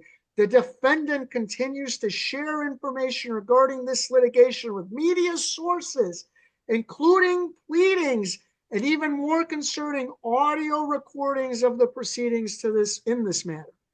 Following my initial order to show cause, an article was written by Richard Luthmann, that's you, with the New York News Press entitled, quote, Major Police Supply Corruption, Dirty Deals, Betrayals, IRS Fraud, and New Jersey Cover-Up, see Exhibit 1. It accuses me of being a criminal, including accusations of money laundering. It writes, quote, in 2022, Badal turned his predatory business model on his own wife, Kristen.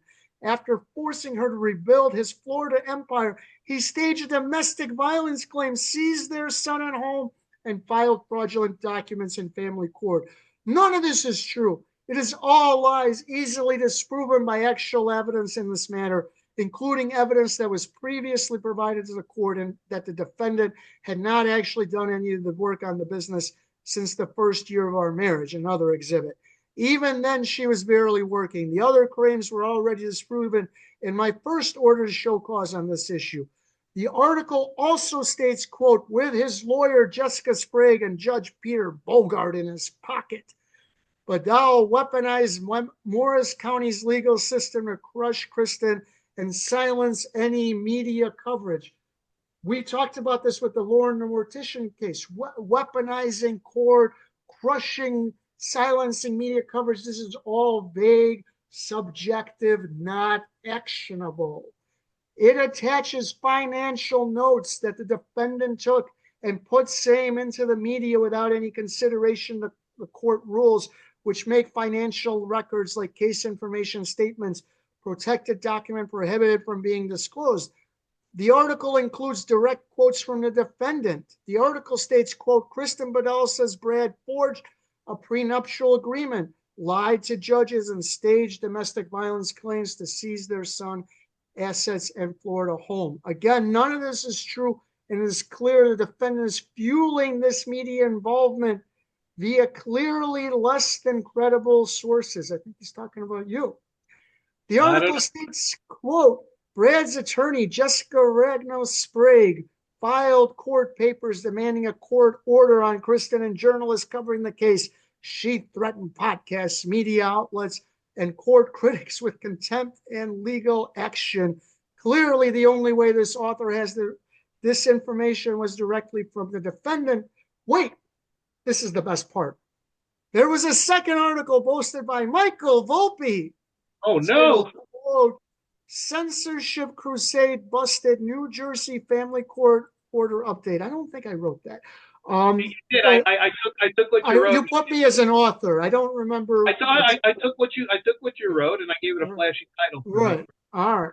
This article includes a video with recorded excerpts from legal proceedings with Judge Bogart that defendant clearly provided to them, and pages from court documents. This is a direct violation of the, quote, Supreme Court guidelines on electronic devices in the courtroom. See Exhibit D. We're going to talk about that. And the Supreme Court guideline on media access and electronic devices in New Jersey court promulgated directive, whatever the directive is. Notably, the latter specifically states courts have substantial authority to regulate media access to court proceedings, as well as access to and use of electronic devices for media broadcast and other purposes. The guidelines govern in the absence of any exercise of such authority. They do not limit or modify the court's existing authority to impose greater restriction in a particular matter or to permit an exception to a general limitation on regulation. These authors are well aware of the court's directive, and in fact, the last article includes a link to the article titled, quote, New Jersey courts exposed secret heat list targets family court litigants and journalists.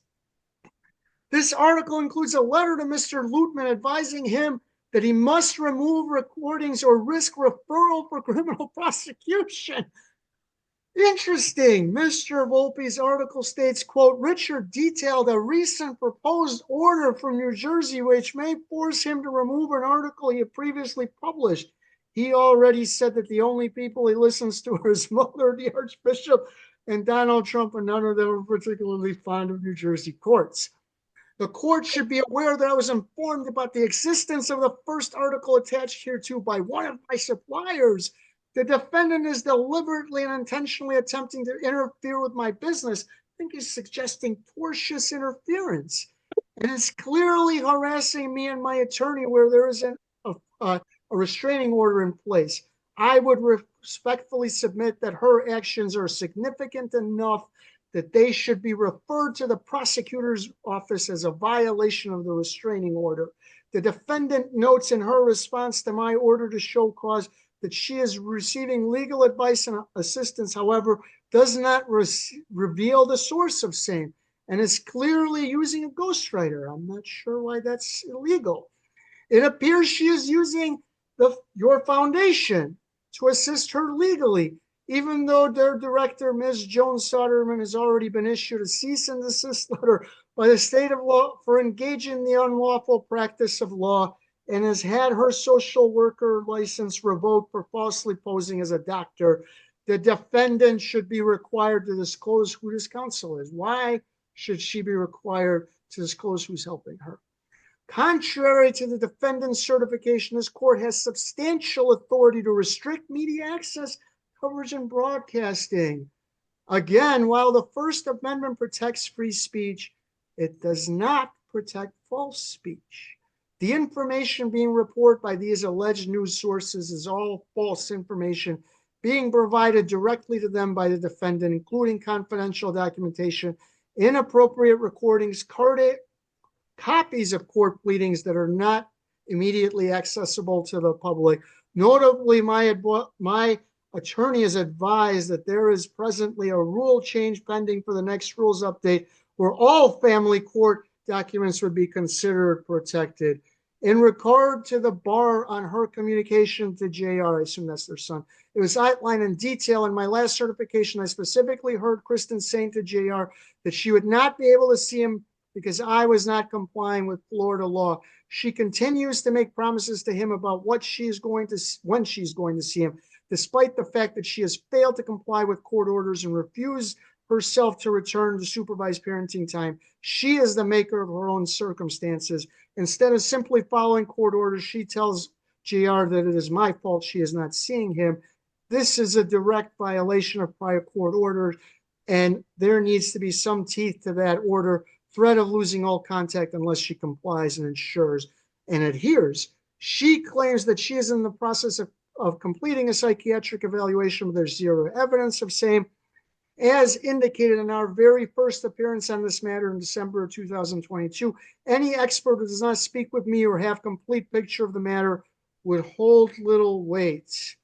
I continue to remain very concerned about her psychiatric state as well as her sobriety.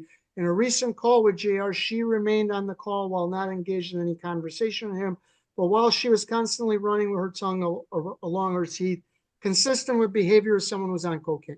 Even reading her own submitted documents has me and should have the court concerned with her mental state. She writes in paragraph 18 of certification that, quote, anyone who bothers to read the report will see that the psychologist does not say that I'm addicted to either drugs or alcohol. This report specifically diagnosed her diagnostic impression, severe alcohol use disorder, mild cocaine use disorder, unspecified anxiety disorder. The disorder doesn't mean she's using them. There is clearly no misrepresentation as those were her actual diagnoses. She argues that this is in reference to my submission that the facts are uncontroverted. This is clearly untrue based upon the plain language of the report. By way of another example of false information that she has written in her certification, that now has been mirrored in published parroted articles, is her continuous claim that the United States Department of Treasury has determined that the prenuptial agreement is a forgery. This is patently false. See another exhibit. Based upon the foregoing, I submit that my application needs to be granted for the protection of multiple people. The defendant is spewing false information to non-rebuttable news sources in an attempt to harass me. Nothing else. This is not in the court has to issue upon these requests. So what is he asking the court to do here? Well, this was the hearing that went off on Monday. Mm-hmm. And basically, Michael, you know this because you emailed and I emailed Jessica Sprague. Yet I guess wait, but he's saying we're non-rebuttable. That this is that there's no way to challenge this. Didn't we both email her and ask her to challenge this? We did, and I know that Jill Jones Soderman, who's here, has contacted them to get explanations. I know that they've had every opportunity to speak out. And frankly, if they want to come on our podcast or they want to provide us with, I would like to address this matter. I would like to address. Mike, I'm the authority on this, as the client subject is a client of the foundation. I'm the executive director of the foundation. The foundation deals with child victims and protective parents who are subject to family court violations of civil rights. Mm-hmm. This documentation, as far as I'm concerned, as a forensic expert and as a director of the foundation and as a psychotherapist and a psychoanalyst, and I will address those issues in a moment. Mhm. As an expert, the documentation presented as read is nothing more than a screed of protest and defamatory material hurled against a protective, vulnerable parent, without a response from her, and using a public forum, the court, to present a one-sided argument as represented by his attorney, who feels free to defame both the client and an organization that is defending her. Let me begin with a statement about myself, to be very, very clear. I was a licensed practitioner, psychotherapist, and psychoanalyst for 31 years. Much of that time was in four states. I worked as a clinical supervisor, professor in social work for the Department of Psychiatry at Columbia College of Physicians and Surgeons. My practice between 1972 and 2006 involved the practice of psychotherapy, psychoanalysis, supervision, teaching, and clinical practice in a psychiatric hospital with luminaries such as Dr. Otto Kernberg and Dr. Michael H. Stone. My life was a very simple one, involved with clinical practice, teaching, and research. On an occasion that I worked I provided volunteer work at a domestic violence shelter over a number of years at my country home. I was asked to work with a family that were in the domestic violence shelter, who had suffered extraordinary abuse and cruelty. I went to court as an advocate, nothing personal, nothing professional, nothing paid, simply as an advocate at the request of the referral for the administrator of the home. I was immediately surrounded by attorneys who threatened me and said that if I testified on behalf of this family or took any action on behalf of this family, that I would never work in my profession again. I reported them for threats and intimidation under 18 USC 1512 to the prosecutor's office and the administration of the courts. A collusion between those three attorneys, the judge, Margaret Mary McVeigh, and a psychologist by the name of Paul Dasher, insisted on transferring the children into the custody of the violently abusive father, who was accused of being an international terrorist. I met with the father in my home. I met with the children and their mother and collected extensive medical and psychiatric documentation. I never appeared in court. There was never a hearing in court because the case was totally railroaded. I met confidentially with the father and the children and the mother for a period of 5 hours. Jill, what does that have to do with this case? It has to do with the defamation that every time that we step up and we act on behalf of violent, predatory adversaries, that I am attacked in terms of my. It says, Miss Jones. Hold on. Let me finish the sentence, and then let me finish the sentence and the issue, and then you can ask anything or say anything you want to. My home was the subject of an arson.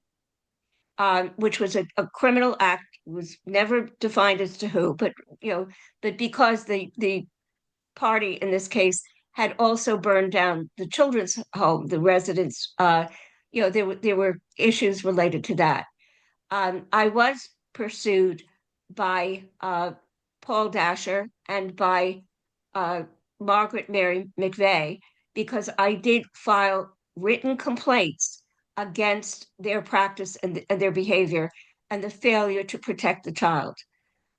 When I was involved with the case purely as an advocate and not producing any kinds of testimony, reports, or anything else, we were able to have the initial judge terminate the visitation and basically parental rights of the father, who was shown to be a brutal abuser. There were psychiatric reports from the director of St. Clair's Hospital, the psychiatric director, in writing. There were police reports. There were medical reports. The court allowed the mother to return to her family in Kansas with her children. Jill, I got it. We understand. Let me finish.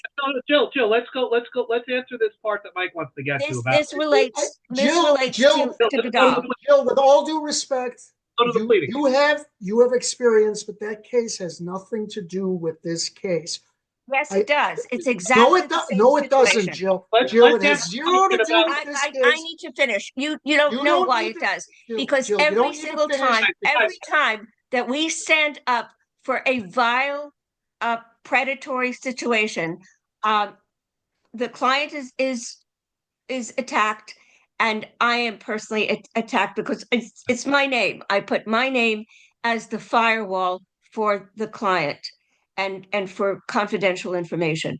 There are experts involved in these cases that are luminaries of the highest nature, and they're all forensic psychiatrists, expert psychologists who do file reports and back up what is said. But it's based on the evidence. It is based on files and documentation and videotapes and recordings of what happens and affidavits, thousands and thousands of pages of legal documents and credible, well-documented evidence. You got to stop filibustering. He says Ms. Jones Soderman has already been issued a cease and desist letter by the state of California for engaging in the unlawful practice of law, and has filed a complaint against an attorney. Stop. A child committed suicide, and in this case, a father died. And then you can. No, there was no. It was ridiculous. Let Mike read the allegation, the pleading. Then you can respond to it briefly because there are issues we want to talk about the Vidal case. So right, and has had her connected. Social worker license revoked for falsely posing as a doctor. Have you received a cease and desist letter from the state of California that you're engaging in an unlawful practice of law? I received a complaint, and that was ridiculous, and we responded to it as nonsense, as absolutely nonsense. The second allegation, have you had your social worker license Let me revoked? finish. A complaint was filed against an attorney who acted in violation of the client's rights and the protection of the children. It had nothing to do with acting in the practice of law. It was in response to a letter to the Bar Association on behalf with the client. He is clearly taking it out of context. You helped someone write a letter to the Bar Disciplinary Board to ask them to investigate a lawyer. Am I right? A complaint was written by our client, all right. With the support, with the legal support of counsel associated to the foundation. The letter went out on my. So the letter was signed by the client, right? Mm-hmm. And there was a letter signed by the client, and my letter was in support of the client. Now, you didn't engage. Let me clarify. I can clarify right now. You didn't engage in the Yes. practice of law. You didn't engage in the practice of social work.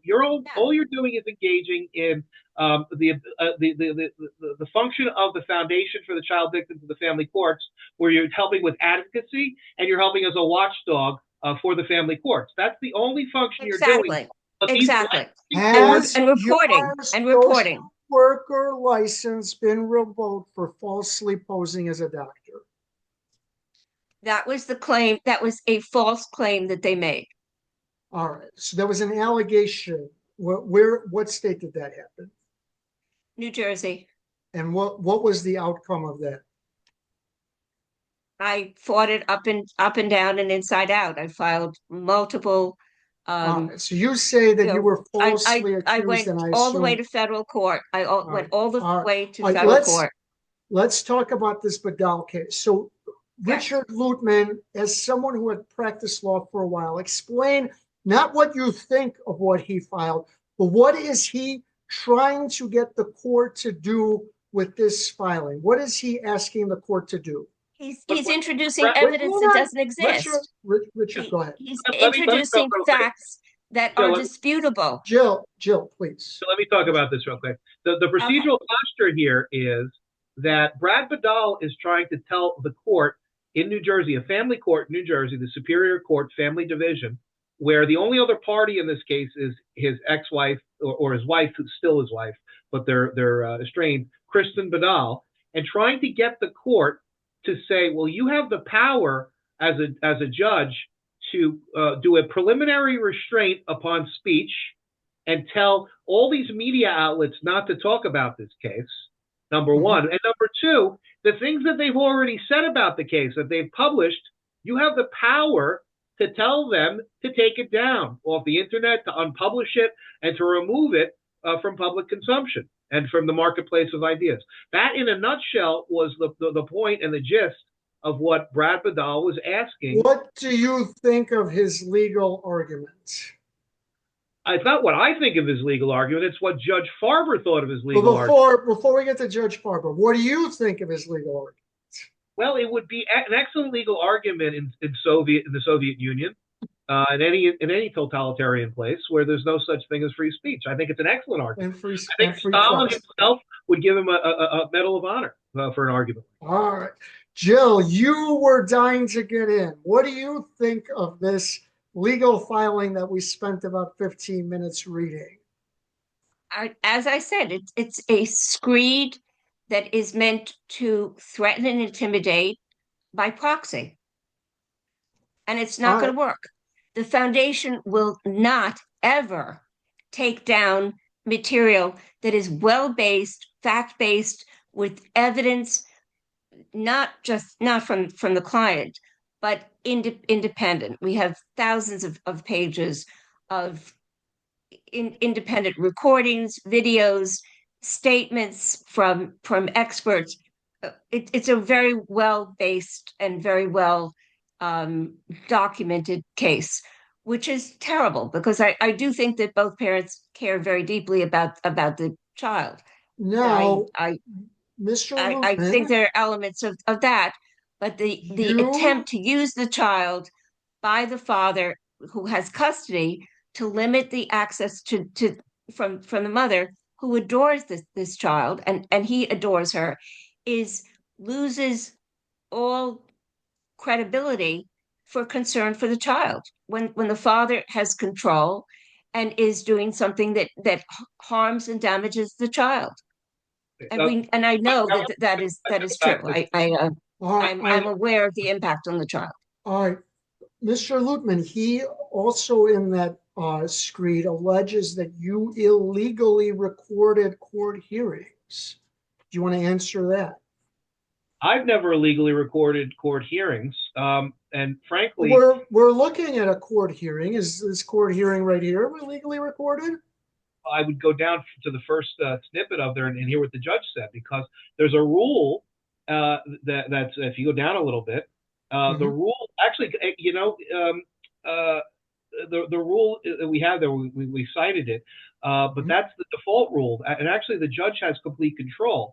And in the very beginning of the case, Jessica Sprague, the attorney, asked the court to exclude the media. And the judge turned around and said, that's against American jurisprudence. That's just all right. So the judge, and that's this guy right here, in effect, what he did was he countered every argument this guy said. That courtrooms are open. The media is allowed to have court documents, listen in a court hearing, and have recordings of court hearings. Am I right? That's right. All right. Now, what else happened in this hearing? That was the first thing that happened. They asked for the court to be closed, and the court wasn't closed, and there were the members of the media, and the Judge Farber actually said, the person's not trying to videotape the court hearing or anything else that's on the media. I think there were several media people. They're trying to just relay the information, number one. And so he said, I'm opening this up. I'm not closing down this courtroom. This courtroom is open. But then after that, there was a whole bunch of arguments. There were about 10 or so motions and cross motions that the court addressed based on different issues related to the case. And these issues were related to the case. And then he came back at the end of the issues about the First Amendment and the certification that we just saw.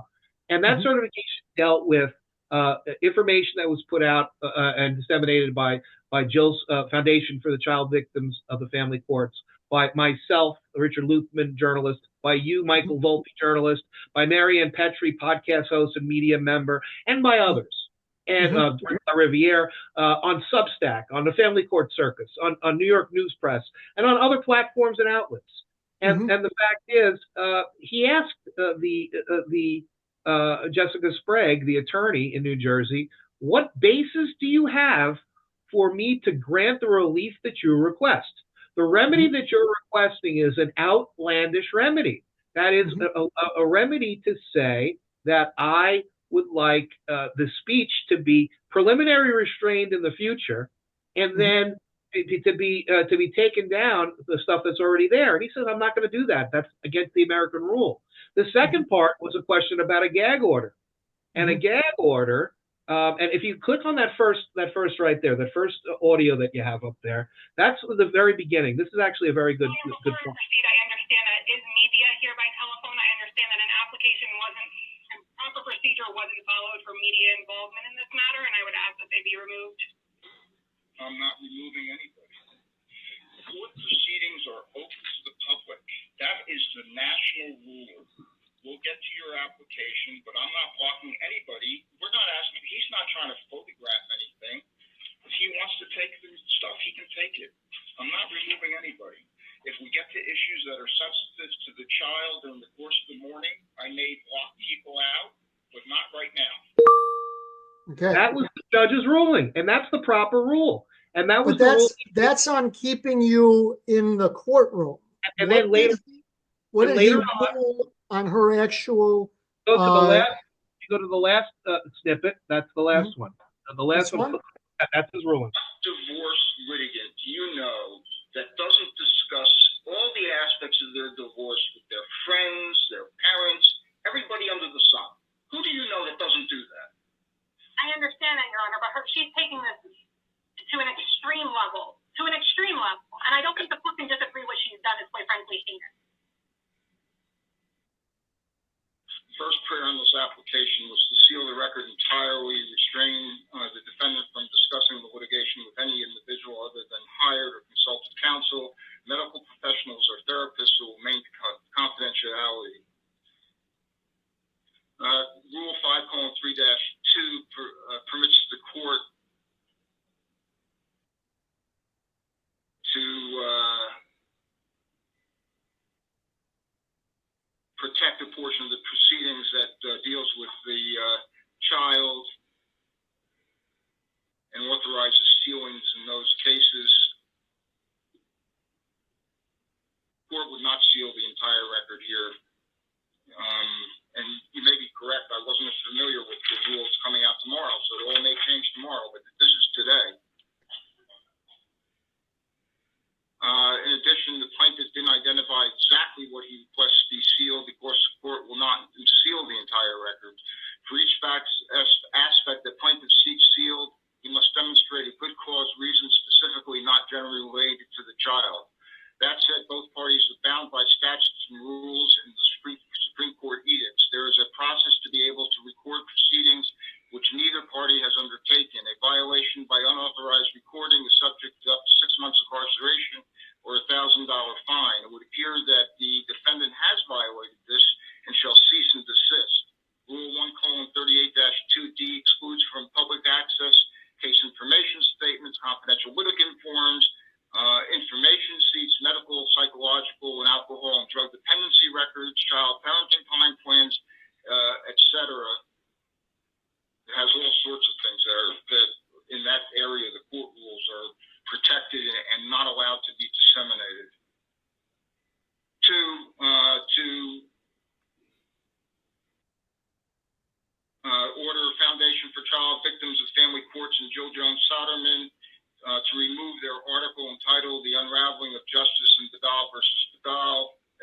cetera. I'm not doing that. The entity's not before us, and although Ms. Sprague argues, she can certainly bring that to the appellate division, that I have a right to control media. I'm not doing that. That's not the way we do stuff in this country. There's a difference between redressing a private wrong of something which has occurred and is already printed and seeking to suppress publication in advance. If what has previously been provided is libelous, then remedies are available. This is not it. Same thing with the next part for Odyssey.com, Marianne Petrie and Slam the Gavel. Same rules apply to them. Same thing with the Family Court Circus and Richard Luthmann. And so he implies, and so does Sprague, that what you're doing is defamatory. So, Mr. Luthmann, answer that. You claim that this guy's a criminal. He says that you suggest he's involved in money laundering. He says that's defamatory. Before we get to that, have you received a cease and desist letter? Anything that suggests that there may be a lawsuit coming? I sent these people requests for comment before I published. I sent them some of the evidence. They've seen the evidence. They actually, in court pleadings, have not denied that this is legitimate evidence. The handwritten statements that talk about Bruce Spendell, who is a known tax felon by the Eastern District of New York, who cheated a whole bunch of money out of his major auto dealerships, and who's related in business to Major Police Supply that Brad Vidal owns. They're business partners. They have a business relationship. It's in their own hand. He has not come out and denied that. I have a good faith reporting ability and a good faith reporting presumption based on those materials, based on the third party aspect, based on the work of the Eastern District of New York and the U.S. attorneys there, the criminal prosecution, based on the other information I've received and reviewed, part of the stuff that's in the public record, and the lack of denial by Mr. Vidal, the lack of any type of particularized statement by Ms. Sprague or any of the other attorneys for Mr. Vidal that anything is not true. They haven't told me what is not true. So it could be defamatory. It could be very harmful to Mr. Vidal. The fact is that the truth is the ultimate and absolute defense to defamation. If it's true, then that's the absolute defense. Secondarily, as a member of the media who reports in good faith, who asked beforehand, who has continued to ask, and who has continued to not only be not given answers by the defendant, Mr. Vidal, and not given answers by his attorney, but someone who has been stonewalled and then thrust into court proceedings. They asked for affirmative relief against me, against you, against Jill Jones Soderman, against the entities, against the news outlets, against the media. This woman, Jessica Sprague, I don't know what crackerjack box she got a law degree out of, but she says that a judge sitting in New Jersey has the right to go nationwide and to tell people who aren't in front of the court, there's no jurisdiction, that they can control the media. It's out of control. The woman, I don't understand what she's smoking. I'd like some of it, but I don't understand what she's smoking that she came up with an argument like that with a straight face in front of that to a judge and didn't get laughed out of not just the courtroom, well, she got laughed out of the county, out of the state of New Jersey. I just don't understand it. Don't understand it at all. She got laughed out of it. Jill, he also suggested that your articles were defamatory. You want to answer that? They're based on fact and evidence and extensive knowledge of the actors in the cases. No, wait, I want to give a perfect example. Put the article back up, Michael, and go towards the bottom. Okay, we have what a situation with Kristen Vidal, where the husband for years has continually been stating that her mental problems, and go down to the bottom of the article, keep going, and he said that there are mental problems related to abuse, and all sorts of drug abuse, everything else. Go down a little further to the next section. That's Brad Vidal. Okay, he doesn't look like a savory character to begin with. And so there have been the allegations from the beginning by Kristen Vidal that Brad Vidal was abusive. And so look what's written in that article. Brad Vidal, quote, not a criminal, not a wife beater. That is what his claims have been through his counsel, that he's not a criminal, and then he's not a wife beater. That's stated in that article. You go down a little bit more, and Cliff Colgan was the expert, okay, that they hired to say that all these bad things were done by Kristen Vidal, that she was an alcoholic, she was a drunk. This guy is not a doctor. Now, you go down here to the Brain Injury Consulting, and Gregory Hipkins, the doctor, MD, PhD, who works with, and Jill can speak about this in a moment, the Foundation for the Child Victims of the Family Courts, doing brain scans and showing the trauma related to brain scans. And he basically says nuclear brain scan SPECT imaging suggests objective evidence of organic brain damage resulting based on current information, more probably than not from an altercation in her previous domestic arrangement. What does that read to me? In good faith, I say I think this guy beat the shit out of her. I don't think she's an alcoholic, a cocaine addict. She's the victim of abuse. Go down further, and we have pictures. Go down further, we have pictures of the abuse. That doesn't happen by accident. We have a picture of Kristen Vidal's head split open because of the abuse. This man threw hatchets at her. This man is an evil bastard, okay? And he's lucky he's in the courts and he's not in the pavement someplace, because that shit, this shit should not happen, where he's hijacked the courts. Pieces of crap like Peter Bogart, who has a political relationship with the wife and Vidal, that have allowed this abuse to be perpetuated and institutionalized. It's a disgrace. My hope is that we will get justice here. And my hope is that some of these people who are knowingly complicit in this cover-up and this court fraud and this corruption are walked out in bracelets, hopefully by Alina Hoppe, the new New Jersey U.S. attorney, the interim U.S. attorney, or by some other people in the Justice Department, because this is a disgrace how an abused woman can be gaslighted, and with the help of the courts, to say that she has drug and alcohol abuse, where they mandate drug and alcohol abuse and testing and everything else. And really, she got the shit beat out of her by a wife-beating husband with millions of dollars, and that's paid everybody off. Jill, and let me add, there are police reports and other documentation, but the cases that the foundation deals with involve pictures, medical records, and medical documentation of women who are beaten, and children who are beaten to a bloody fucking pulp. Their bodies are unrecognizable for the abuse. I have to deal with children who are screaming and yelling and begging not to be sent off to abusive parents, and judges who are saying, I don't care. You are going to go off to mother, father, abuser. And we have the evidence, and I speak up for them against judges, police, prosecutors, and I become the foil and the target for false allegations.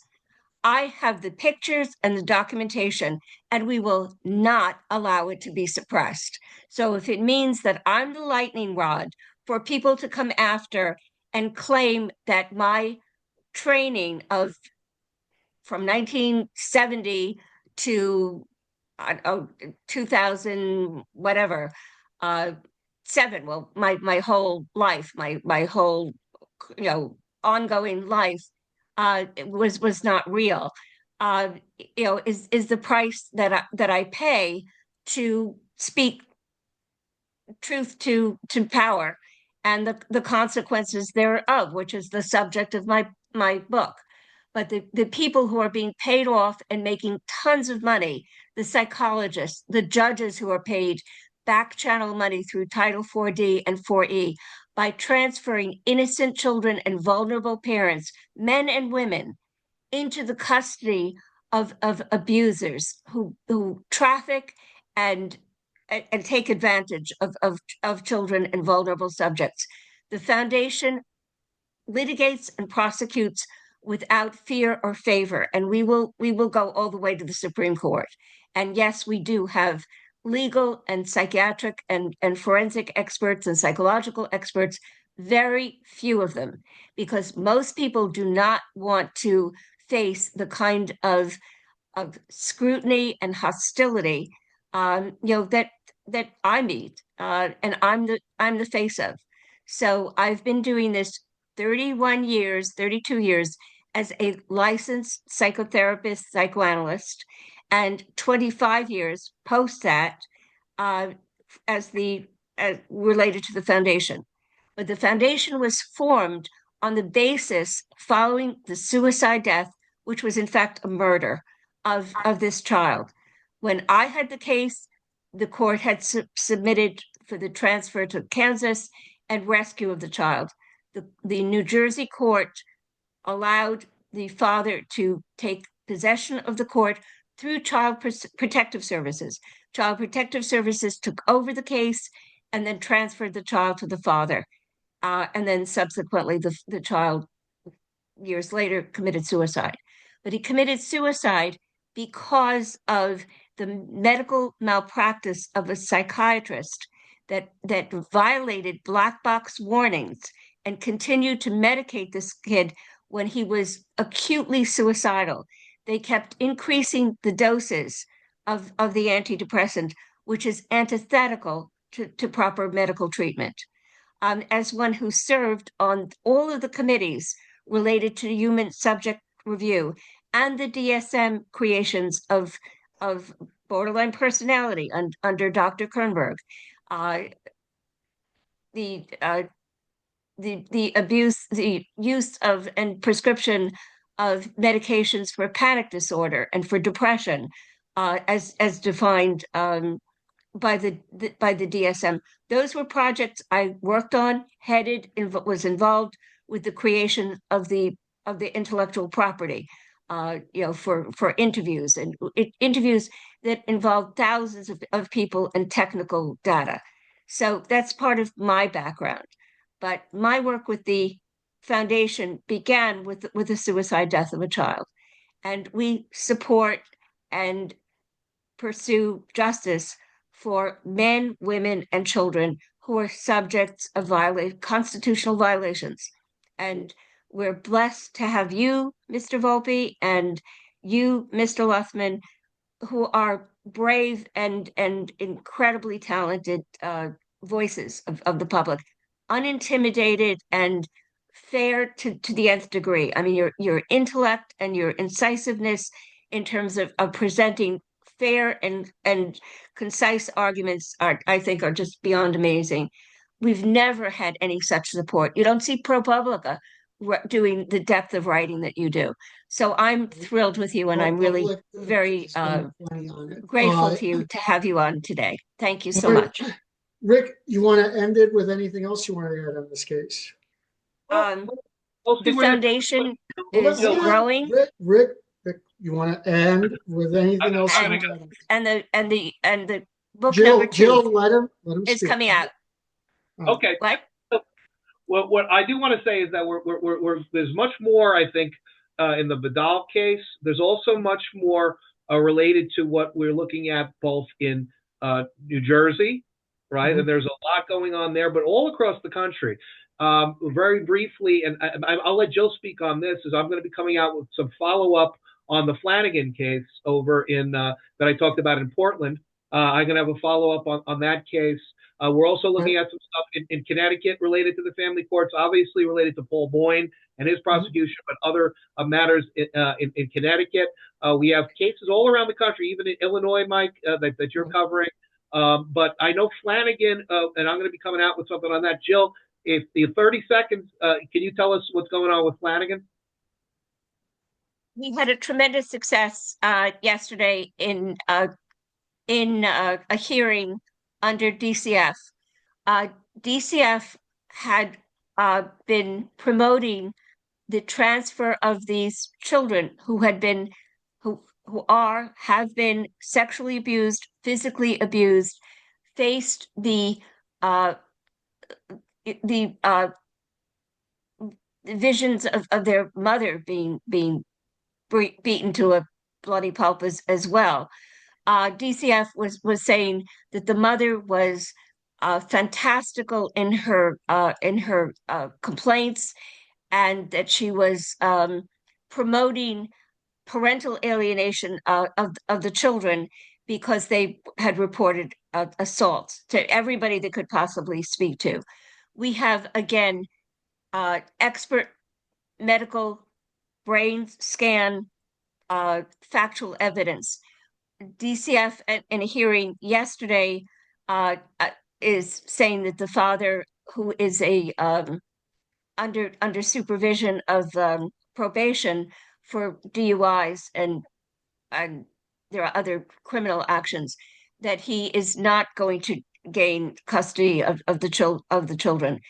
DCF was adamant about the transfer of the children to the father, who is implicated in very, very serious murder, criminal activity. There's evidence of terrible abuse, and there's evidence of medical scientific brain scan evidence, again, of brain injuries to the mother. And we have documented and preserved evidence of literally hundreds of videos, statements, written statements, very well documented case. We're going to trial on this case, but at the moment, the children remain in foster care, not with their mother. The accusations against the mother were so sordid, were so abusive and cruel. She's an RN nurse practitioner. The allegations were just absolutely untrue, and suppression of the evidence of the father in terms of his probation status and his drug and alcohol abuse was never submitted.